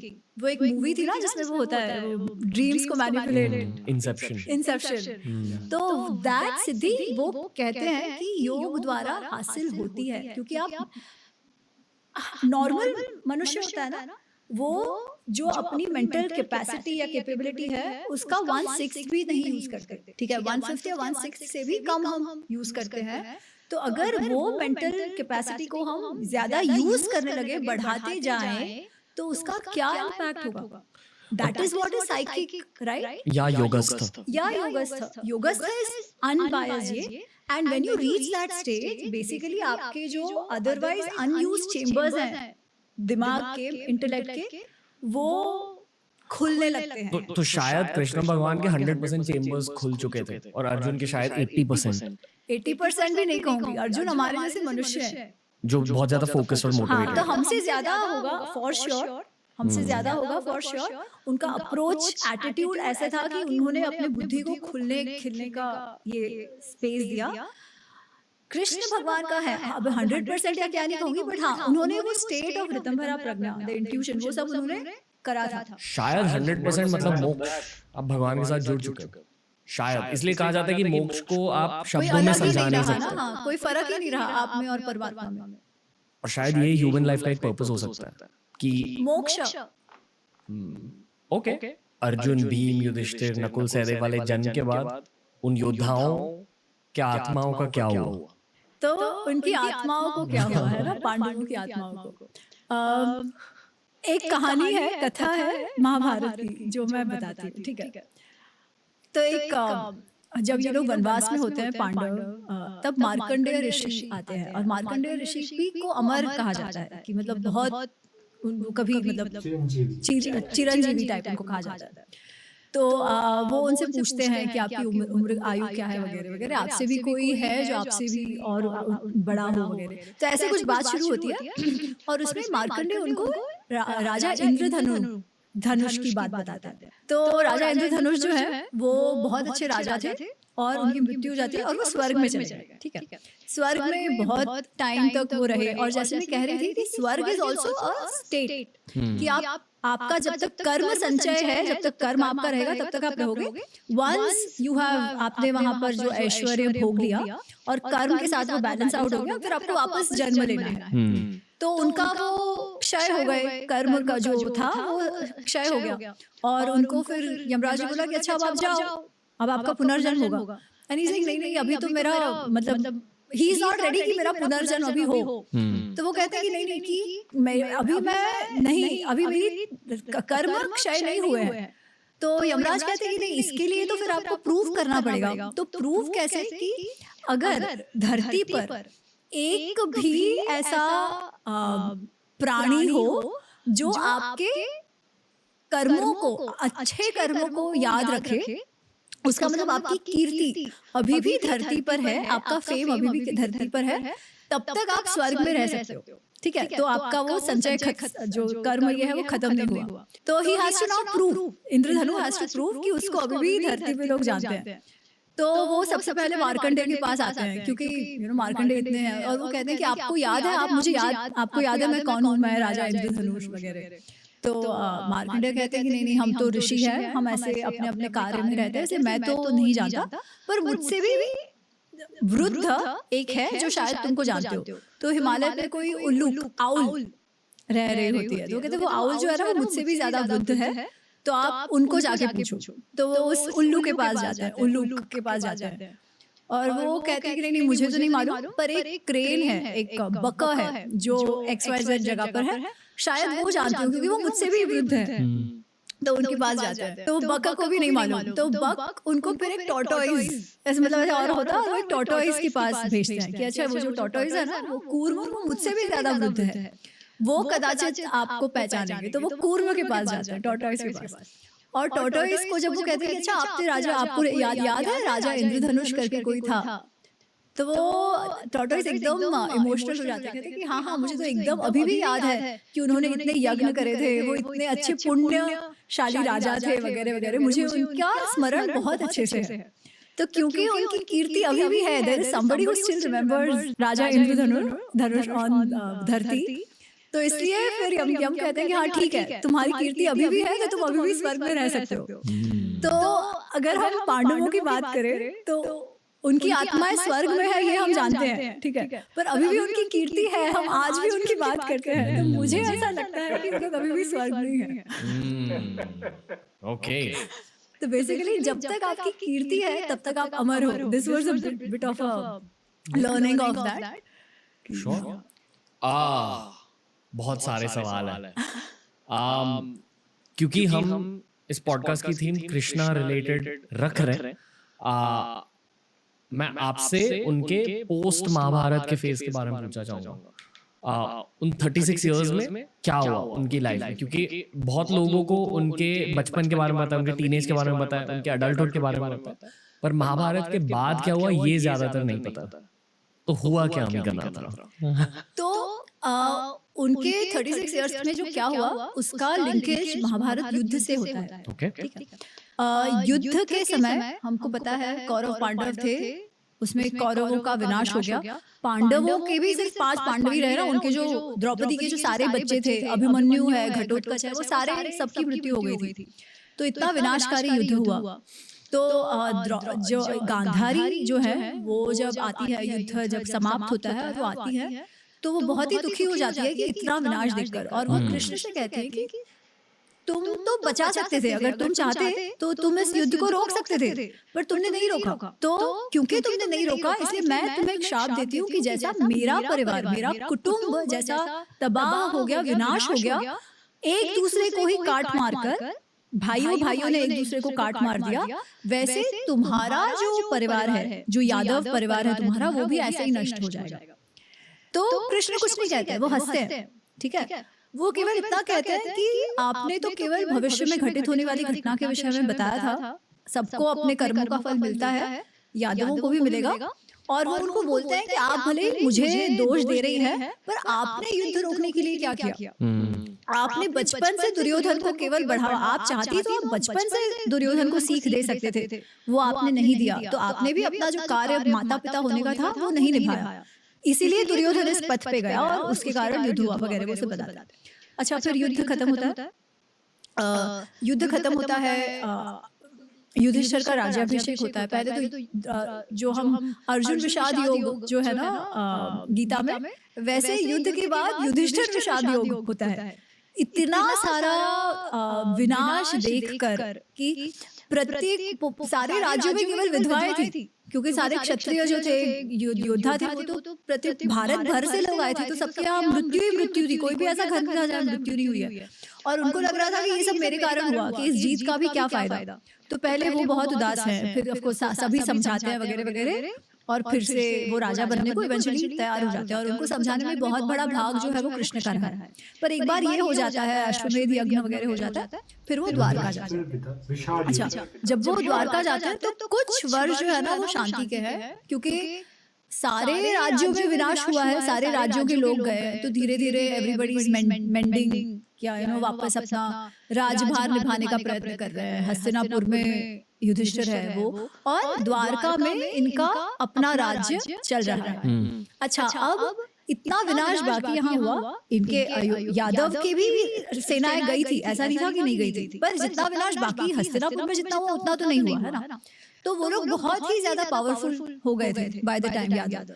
और जब पावर आता है ना तो बहुत ज्यादा इंडल्जेंसेस आ जाते हैं, अहंकार आ जाता है, हमको लगने लगता है कि हमें तो कोई कुछ कर ही नहीं सकता, क्योंकि हमारे में शक्ति है ना, कोई क्या कर लेगा।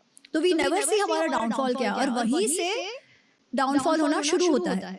तो यादव जो है वो भी बहुत शक्तिशाली हो गए हैं, बहुत लोगों की मजाक वगैरह करते हैं। एक तो उन पर गांधारी का श्राप चल रहा है। अच्छा, साथ एक टाइम पे क्या होता है कि द्वारका में कुछ ऋषि मुनि आए होते हैं, तो और ऐसी बात होती है कि जो ऋषि है वो दीर्घ दृष्टि उनकी है कि वो आगे का फ्यूचर का जो है वो पता कर सकते हैं वगैरह। तो कुछ यादव लड़के हैं, उसमें एक इनका बेटा भी है, कृष्ण का बेटा। वो लोग मस्ती करने का सोचते हैं कि कुछ हंसी मजाक किया जाए। तो वो ना आई थिंक साम, जाम्बवती का जो पुत्र है, साम उसका नाम है, तो उसको स्त्री रूप में करते हैं और ऐसे प्रेग्नेंट होना ऐसा दिखाता है, ऐसा वेश धारण करके वो चले जाते हैं और वो कहते हैं कि अरे आप बताइए कि इसको लड़का होगा लड़की होगी, ऐसा कुछ तो ठीक है, क्योंकि वो दीर्घ दृष्टि वाले हैं। तो अब अगर वो कहेंगे कि लड़का हो गया लड़की, तो फिर वो कहेंगे अरे बट हाँ हाँ ये तो लड़का है, इसको तो कुछ नहीं होने वाला। तो बेसिकली मजाक करना है, प्रैंक जो हम कहते हैं।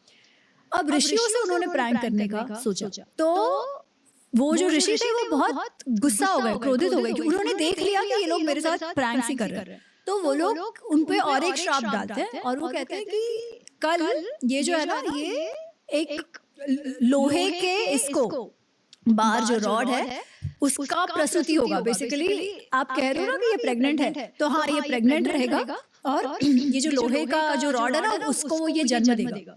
और ये जो लोहे का जो रॉड है ना वो ही आपके मृत्यु का, यादवों के मृत्यु का कारण होगा। ऐसा उनपे और एक है। अच्छा, अब ये जब आता है तब तो सब लोग बहुत डर जाते हैं, क्या करो। और एज वो जो ऋषियों ने कहा है तो ऐसा रॉड आ भी जाता है, तो क्या करो। तो उग्रसेन जो है, जो राजा है, वो सबसे सलाह मशवरा करते हैं और कहते हैं कि उसके टुकड़े टुकड़े करके उसको एकदम ये करके आप समुद्र में डाल दो, समुद्र में उसको डाल दो कि वो कहीं वापस ना आए। तो अगर वो निकल ही जाए, वो मीन्स ही ना रहे तो कुछ नहीं होगा।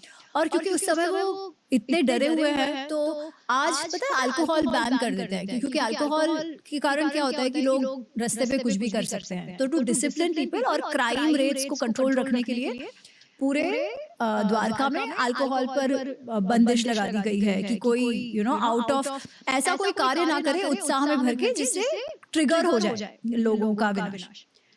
ठीक है, कुछ वर्ष तो कुछ नहीं होता, परंतु एक बार, एंड दिस इज 36 इयर्स, 36 साल युद्ध के, कुरुक्षेत्र युद्ध के 36 साल बाद यादव जो है वो एक पिकनिक पे जाने का सोचते हैं। तो सारे यादव स्त्री पुरुष सभी मिलके समुद्र किनारे, वैसे ही समुद्र के पास है पर वो आगे जाके पिकनिक पे जाते हैं। और अब वो लोग भूल गए, क्योंकि पावर है उनके पास, रिसोर्सेज है, पैसा है, सब कुछ है, ठीक है। तो भले ही अल्कोहल बैन था, नोबडी गिव्स अ डैम, किसी को कुछ पड़ा नहीं है। और पिकनिक में है तो और मजे करने हैं, ऐसे दारू का फ्लो शुरू हो जाता है, मद मस्त हो जाते हैं दारू वारू पीकर सब लोग। उस बीच कृतवर्मा और सात्यकी, इनके बीच लड़ाई शुरू हो जाती है। अच्छा, क्यों? क्योंकि सात्यकी जो है वो पांडवों के ओर से लड़े थे और कृतवर्मा जो है वो कौरवों के ओर से लड़े थे। ठीक है, ये लोग थे कौन? ये यादव सेनापति है, ठीक है। यादव युवराज भी कह सकते हो, वो सारे यादव है। बेसिकली कृष्ण के एक्सटेंडेड परिवार में सबका आता है, उनके भी अपने अपने कुछ कुछ राज्य जैसे जो यादव राज्य में सारे आते हैं, तो वो सारे मिलते हैं। और कुछ लोग दुर्योधन के साथ गए होते हैं, कुछ लोग यहाँ पे सात्यकी बेसिकली पांडवों के साथ होते हैं, क्योंकि वो कहते हैं मैं कृष्ण को छोड़ के नहीं जाऊंगा। तो अब वो लोग युद्ध की घटनाएं याद करने लगते हैं। तो एक जन बोलता है, तो सात्यकी को गुस्सा आता है और वो कृतवर्मा को बोलते हैं कि तुम जो हो ना, तुम तो कावर्ड हो एकदम। तुम लोग ने क्या किया, जो बेचारे द्रौपदी के बच्चे सो रहे थे, द्रौपदी के बच्चे और भाई जो पांचाल थे वो सो रहे थे, तो सोते समय तुमने अश्वत्थामा के साथ मिलकर उनको मार दिया। ये तो बहुत कायरता वाली बात है, तुम तो कायर हो। तो ऐसे उनका वर्बल फाइट शुरू हुआ। और कृतवर्मा कहते हैं अरे तुम कौन हो मुझे बोलने वाले। Actually I don't know, one of them starts, या तो कृतवर्मा बोलते हैं या तो सात्यकी।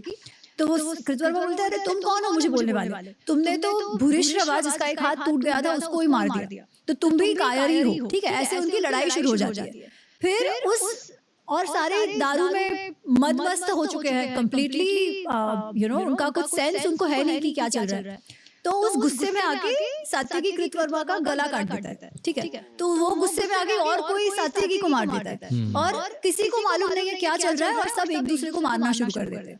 अच्छा, अब उसमें ऐसे आया है कि वो जो लोखंड का जो रॉड था, जो कहा गया था कि इनके मृत्यु का कारण होगा, तो लोग मरते कैसे हैं कि लोग उनके पास हथियार तो नहीं होते एक्सेप्ट ये जो गला काटने के लिए जो तलवार का यूज हुआ, तो वो जो मिट्टी होती है ना वो या वीड्स होता है वो एक दूसरे पे फेंकना शुरू करते हैं।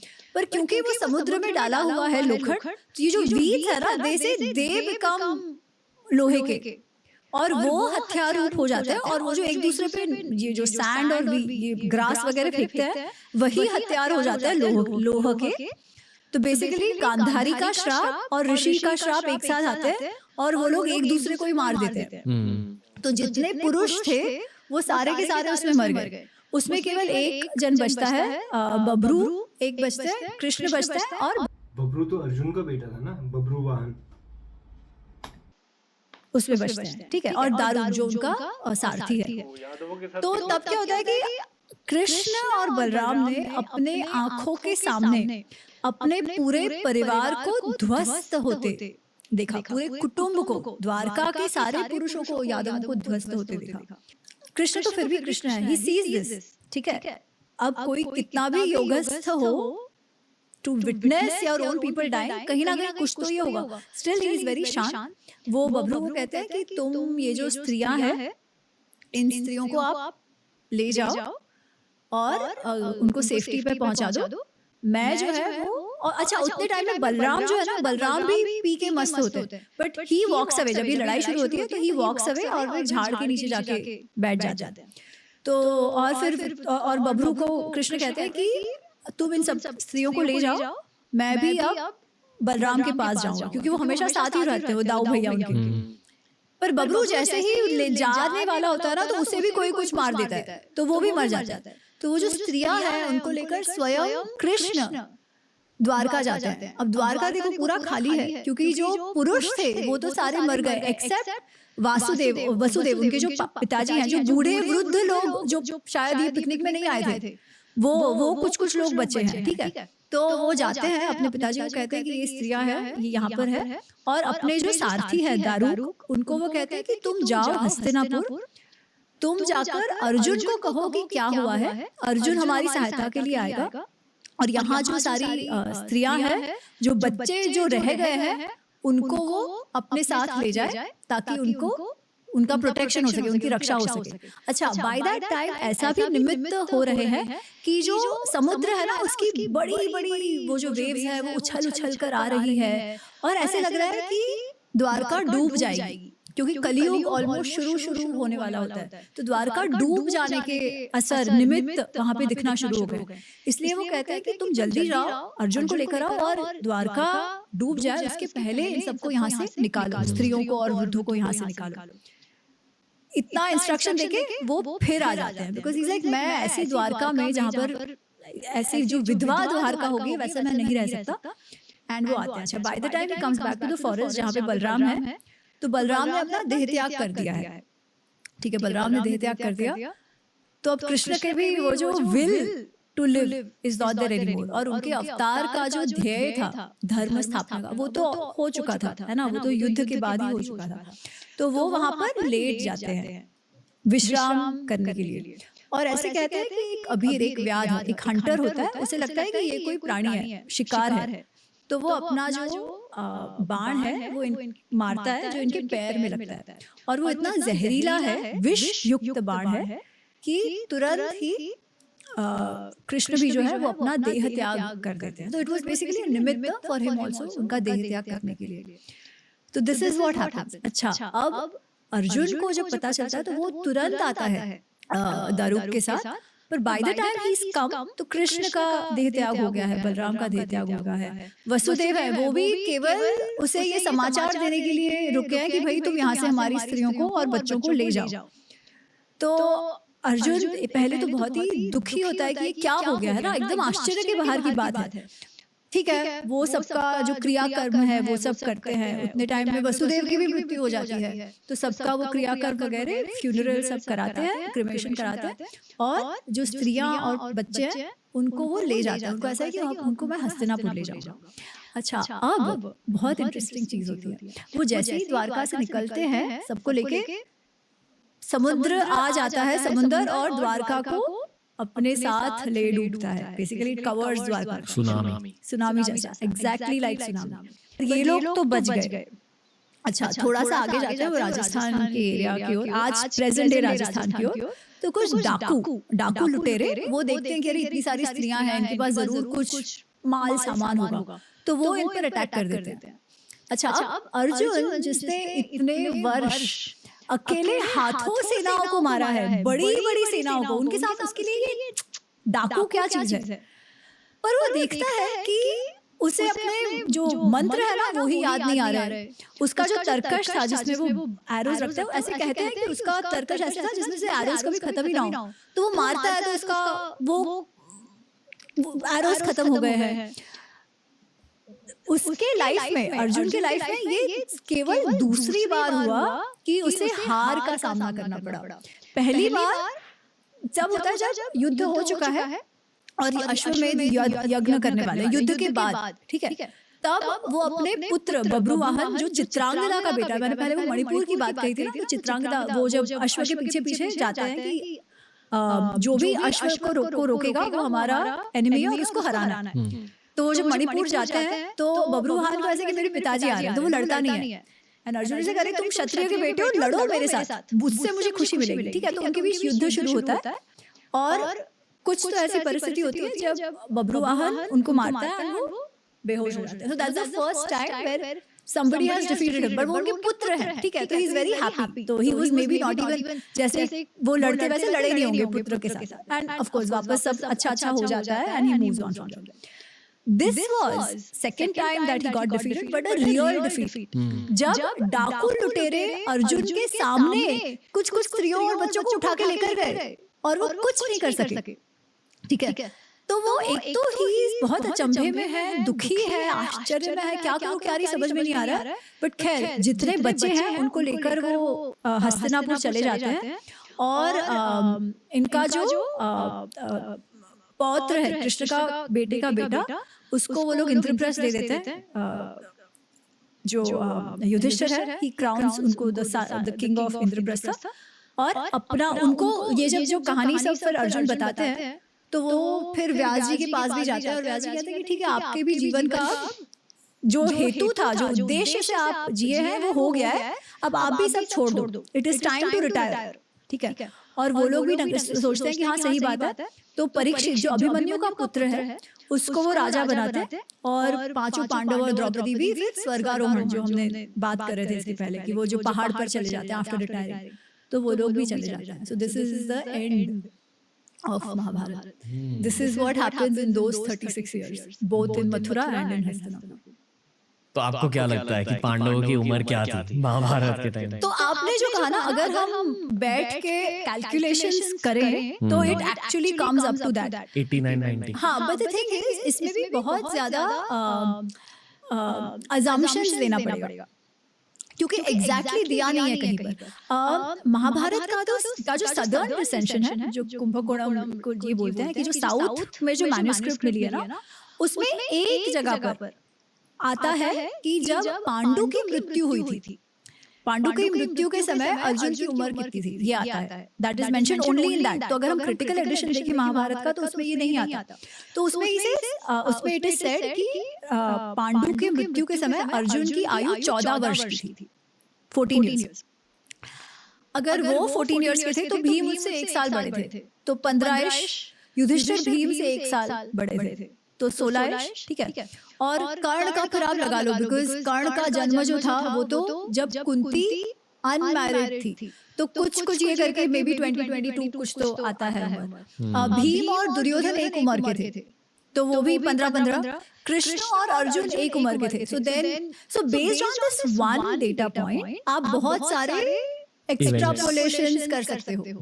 अच्छा, अब बीच का भी नो कितने वर्ष जाते हैं, पर भी नो कि जो लाक्षागृह का जो इंसिडेंट हुआ वो होने और उनका जो तब वो अज्ञातवास में रहे थे, बाहर नहीं आए थे, तब 1 साल ओवर अ ईयर उनको था। वो लाक्षागृह के बाद वो जो द्रौपदी के विवाह के टाइम तक जो बाहर आते हैं तभी अराउंड 1 वर्ष हुआ है। फिर भी डोंट नो कितना टाइम हुआ, बट वी नो कि एटलीस्ट 12 साल तो थे, बिकॉज अर्जुन जो है वो 12 साल के वनवास पे वापस चला गया था जब वो इंद्रप्रस्थ में रह रहे हैं, बट तब राजसूय यज्ञ वगैरह भी हुआ था। तो we can take some assumptions वगैरह।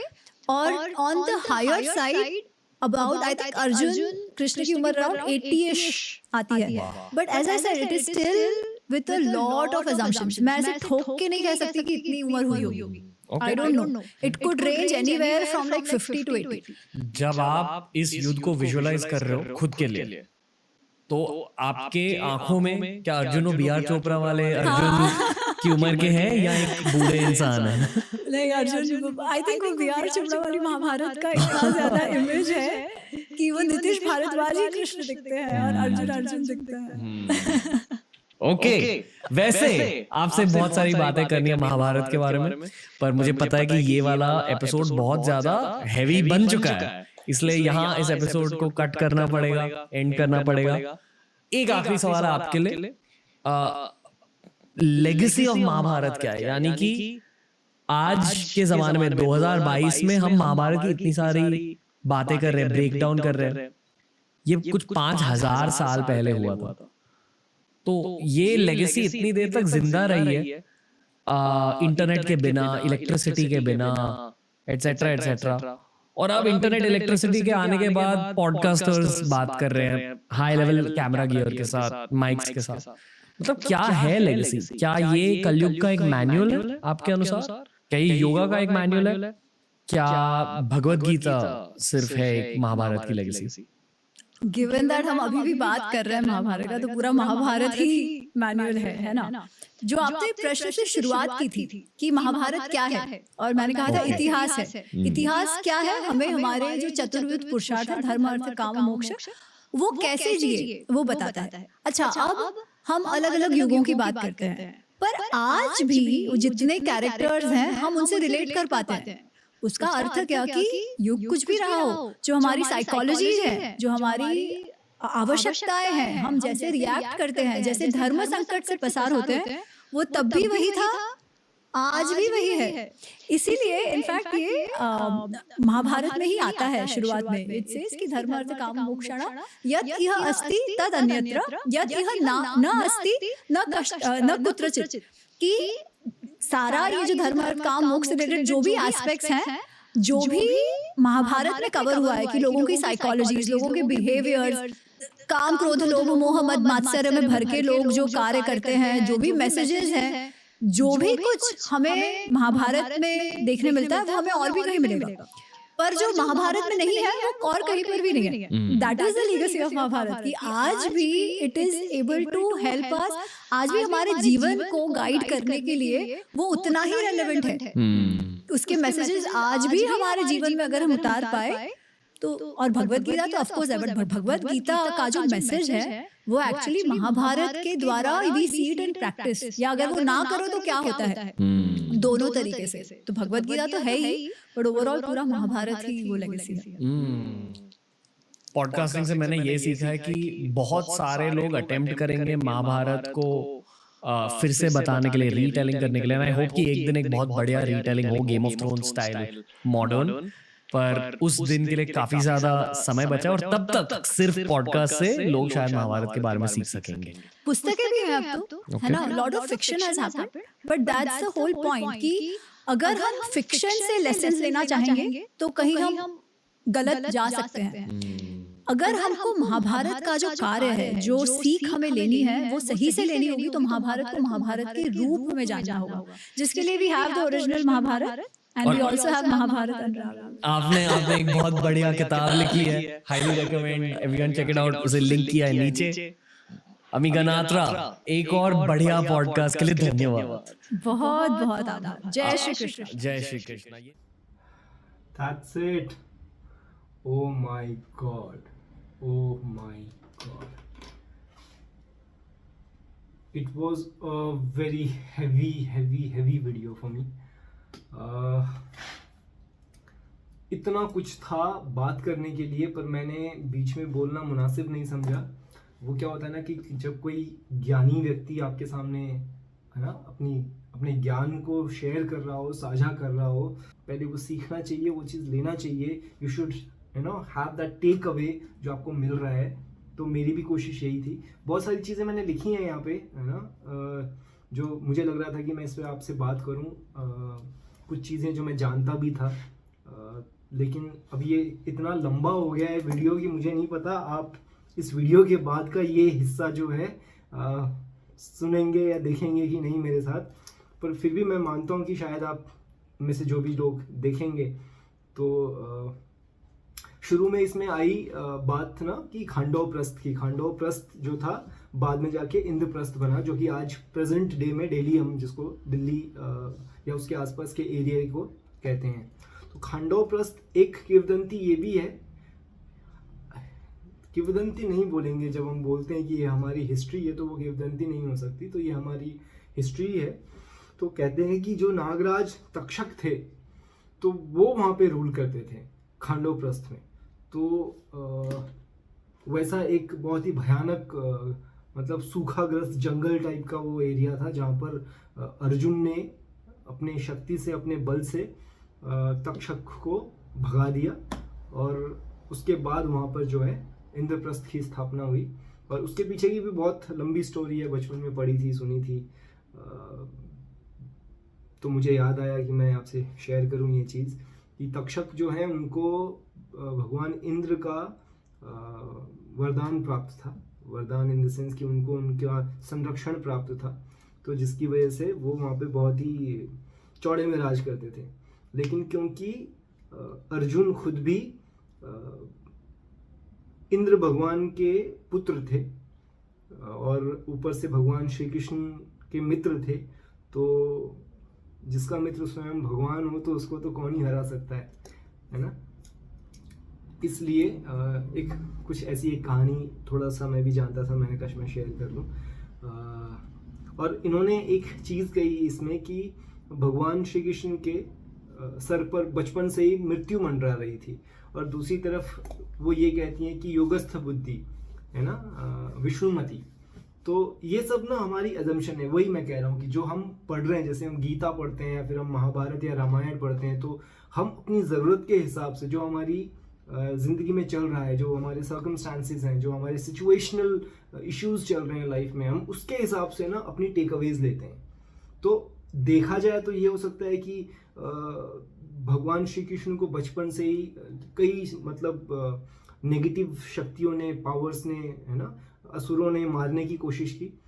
एक पर्सपेक्टिव ये है कि उनके सर पर मृत्यु मंडरा रही थी, और दूसरा पर्सपेक्टिव ये हो सकता है देखने का कि he was a enlightened being, and even these supernatural powers जो जिसको हम नेगेटिव कहते हैं, राक्षस कहते हैं, यक्ष कहते हैं, या दूसरी जो नेगेटिव फोर्सेस थी, बकासुर और इस किस्म के जो राक्षस उन पर हमला करते थे, वो भी किसी न किसी स्थिति में शापित थे, या फिर अपने किसी कर्म की वजह से ऐसी योनि में पैदा हो गए थे जहाँ से उनको मुक्ति चाहिए थी, और वो जानते थे कि ये भगवान का रूप है और भगवान के अवतार हैं, और यहीं से उनको मोक्ष की प्राप्ति हो सकती है, यहीं से उनको मुक्ति प्राप्त हो सकती है।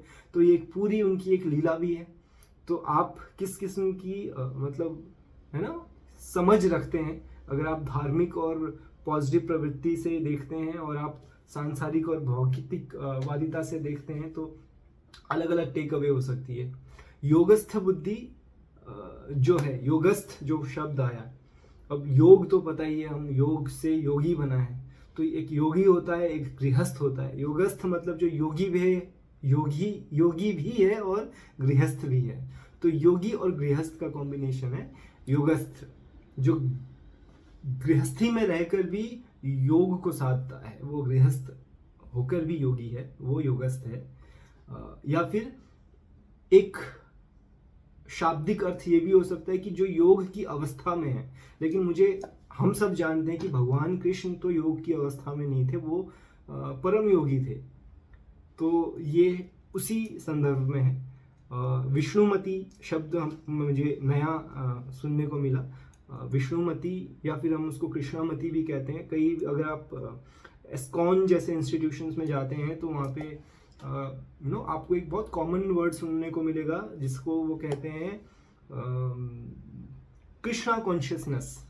सो that Krishna consciousness is when you get connected to Krishna, when you get merged with Krishna, कि आप कृष्ण में समाहित हो गए, आप कृष्ण हो गए और कृष्ण आप में है, तो उस अवस्था जहाँ पे वो कृष्णमती या फिर कृष्णा कॉन्शियसनेस, तो ये ऑफ कोर्स भाषा के साथ और हमारी समझ के साथ ये टर्मिनोलॉजीज चेंज हुई हैं, बट विष्णुमती, कृष्णमती या कृष्णा कॉन्शियसनेस शायद मेरे ख्याल से वो एक ही चीज़ को बताते हैं, एक ही मति जो हमारी कॉन्शियसनेस है उसी को इंडिकेट करते हैं।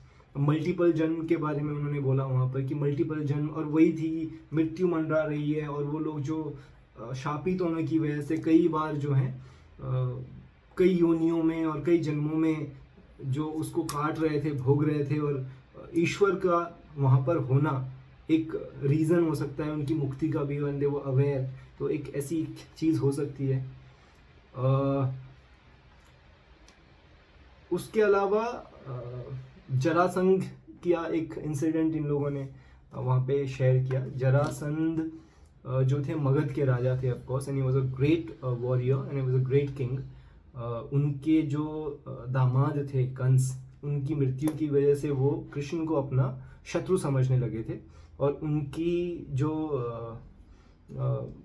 मानसिकता थी उनके वध की, कृष्ण के वध की या फिर उनको हराने की थी। और वो भी एक बहुत लंबी कहानी है जिसमें उनका वध भीम करते हैं, जहाँ तक मुझे याद है। हम महाभारत में देखा भी हमने ये सब चीज़ें, तो ठीक है, अच्छा था। एक जो शब्द जिसको हम बहुत गलत तरीके से यूज़ करते आए हैं शुरू से ही, कि म्लेच्छ जो है शब्द, अक्सर जो हम सुनते आए हैं, समझते आए, वो ये समझते थे कि जो अरब वर्ल्ड से लोग आते हैं, जो मुस्लिम इन्वेडर्स थे, और है ना, उनको म्लेच्छ कहा गया, और हम यही सोचते थे कि जो उस कम्युनिटी के लोगों को म्लेच्छ बोला जाता है। बट यहाँ पे मुझे ये समझ में आया जो नन सनातनी लोग थे, जो सनातन धर्म में विश्वास नहीं करते थे, या फिर ये कहें कि जो सनातन धर्म को नहीं मानते थे, या फिर सनातन धर्म के अलावा जो दूसरे मत के लोग थे, उनको म्लेच्छ कहा जाता था, है ना। तो एक ये शब्द का नया अर्थ पता चला जिसको मुझे नहीं पता था। म्लेच्छ का मतलब जो है, let's say that Westerners basically, the foreigners were म्लेच्छ, that could be one of the like, foreigner नहीं कह सकते कि अगर आप फॉरनर है लेकिन आप सनातन धर्म को मानते हैं तो फिर आप म्लेच्छ नहीं हैं, लेकिन आप सनातन धर्म नहीं मानते, किसी दूसरे मत को मानते हैं, तो आप म्लेच्छ हैं। ये वर्ड का ये मतलब मुझको समझ में आया, ठीक है। और एक कर्म के बारे में एक शब्द इन्होंने कहा है यहाँ पर कि कर्म क्षय वर्ड यूज किया था, कि कर्म संचय और कर्म क्षय, यानी कि collecting the Karma and spending the karma or depreciation over the karma. So karma is also like a kind of, you know,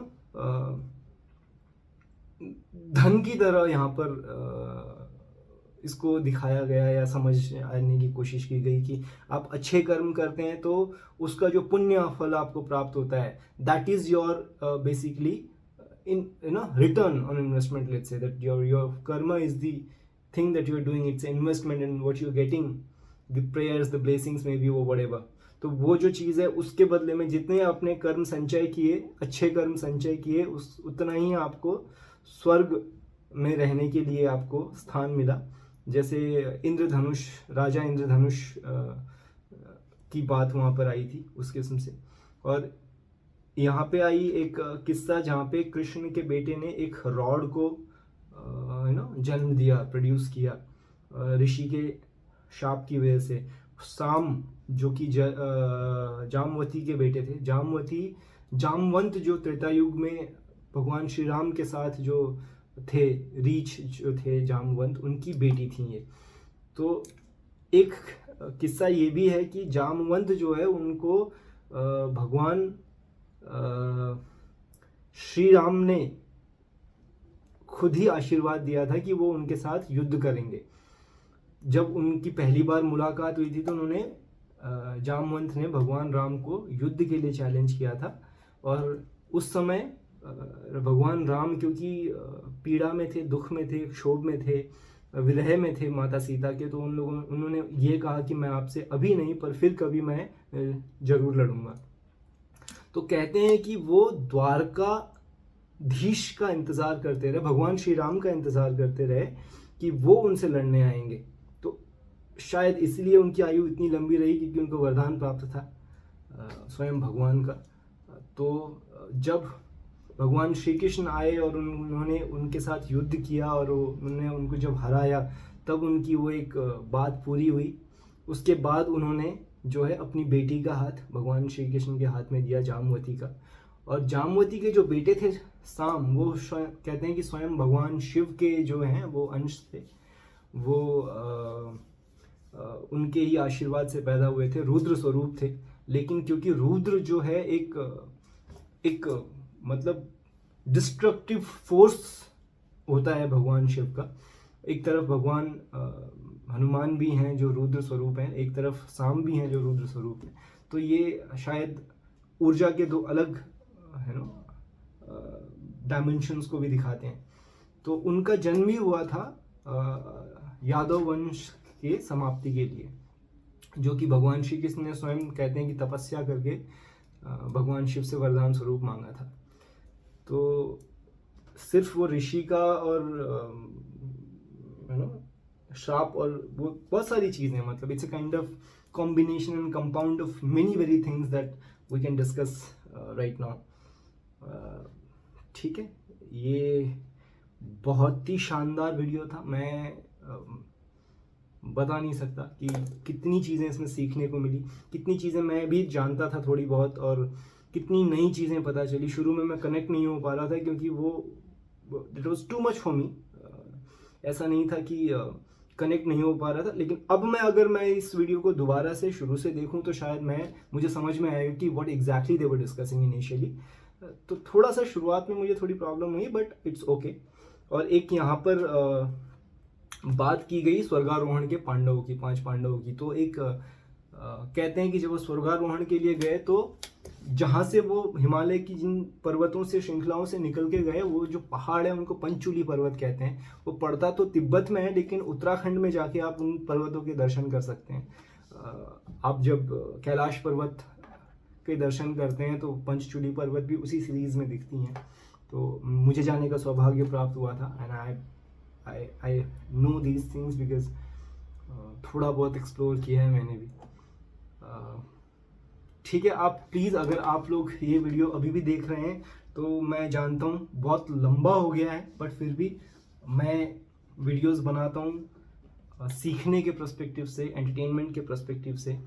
तो मुझे कई बार फ़र्क नहीं पड़ता है ना कि लंबी वीडियोस बन जाती हैं, बट फिर भी अगर आप देख रहे हैं तो आपका बहुत बहुत शुक्रिया। मुझे पता है कि कई सारे लोगों ने ये वीडियो पहले भी देखा होगा। एंड द रणवीर शो जो है, उनकी जो इंग्लिश चैनल है द बियर बाइसेप्स है ना, वो भी बहुत शानदार कंटेंट लेके आते हैं, शानदार लोगों को इनवाइट करते हैं, बहुत ही उम्दा पॉडकास्ट होते हैं इनके। हमने पहले भी 1-2 वीडियोस पे उनके रिएक्शंस किए थे। फिर वही बात ना कि रिएक्शन नहीं बोल सकते इसको यार, हम सीख रहे हैं है ना। We are no one to react to this kind of content. मुझे लगता है नहीं कि मैं इस लायक हूँ कि इन चीज़ों पर रिएक्शन दे सकूँ। रिएक्शन देने का मतलब है कि आप जानते हैं और किसी और की ओपिनियन को सुन रहे हैं और उस पर आप अपना मत व्यक्त कर रहे हैं। मेरा मानना ये है रिएक्शन से। बट ये वीडियो जो है, या इस किस्म के जो दूसरे वीडियोस हैं, जो पहले भी हमने कई सारे ऐसे वीडियोस किए हैं जो आपके सजेशंस पे मैंने देखे आपके साथ, और बहुत कुछ उससे सीखने को मिला, बहुत कुछ इस वीडियो से सीखने को मिला। और इनके जो हैं कुछ इन्होंने पहले भी, शायद दिस वाज सेकंड पार्ट है ना, ये दूसरा पॉडकास्ट था इनके साथ। इससे पहले वाला जो पॉडकास्ट है, please share the link with me. तो अगर आपको लगता है कि उस पर भी देखा जाना चाहिए, शी इज़ अमेजिंग। उनकी जो लिखी हुई किताब है महाभारत अनरिवेल्ड है ना, देखते हैं अमेज़ोन में होगा तो आई बाय। और पढ़ने के बाद उस पर भी एक डिस्कशन करा जा सकता है।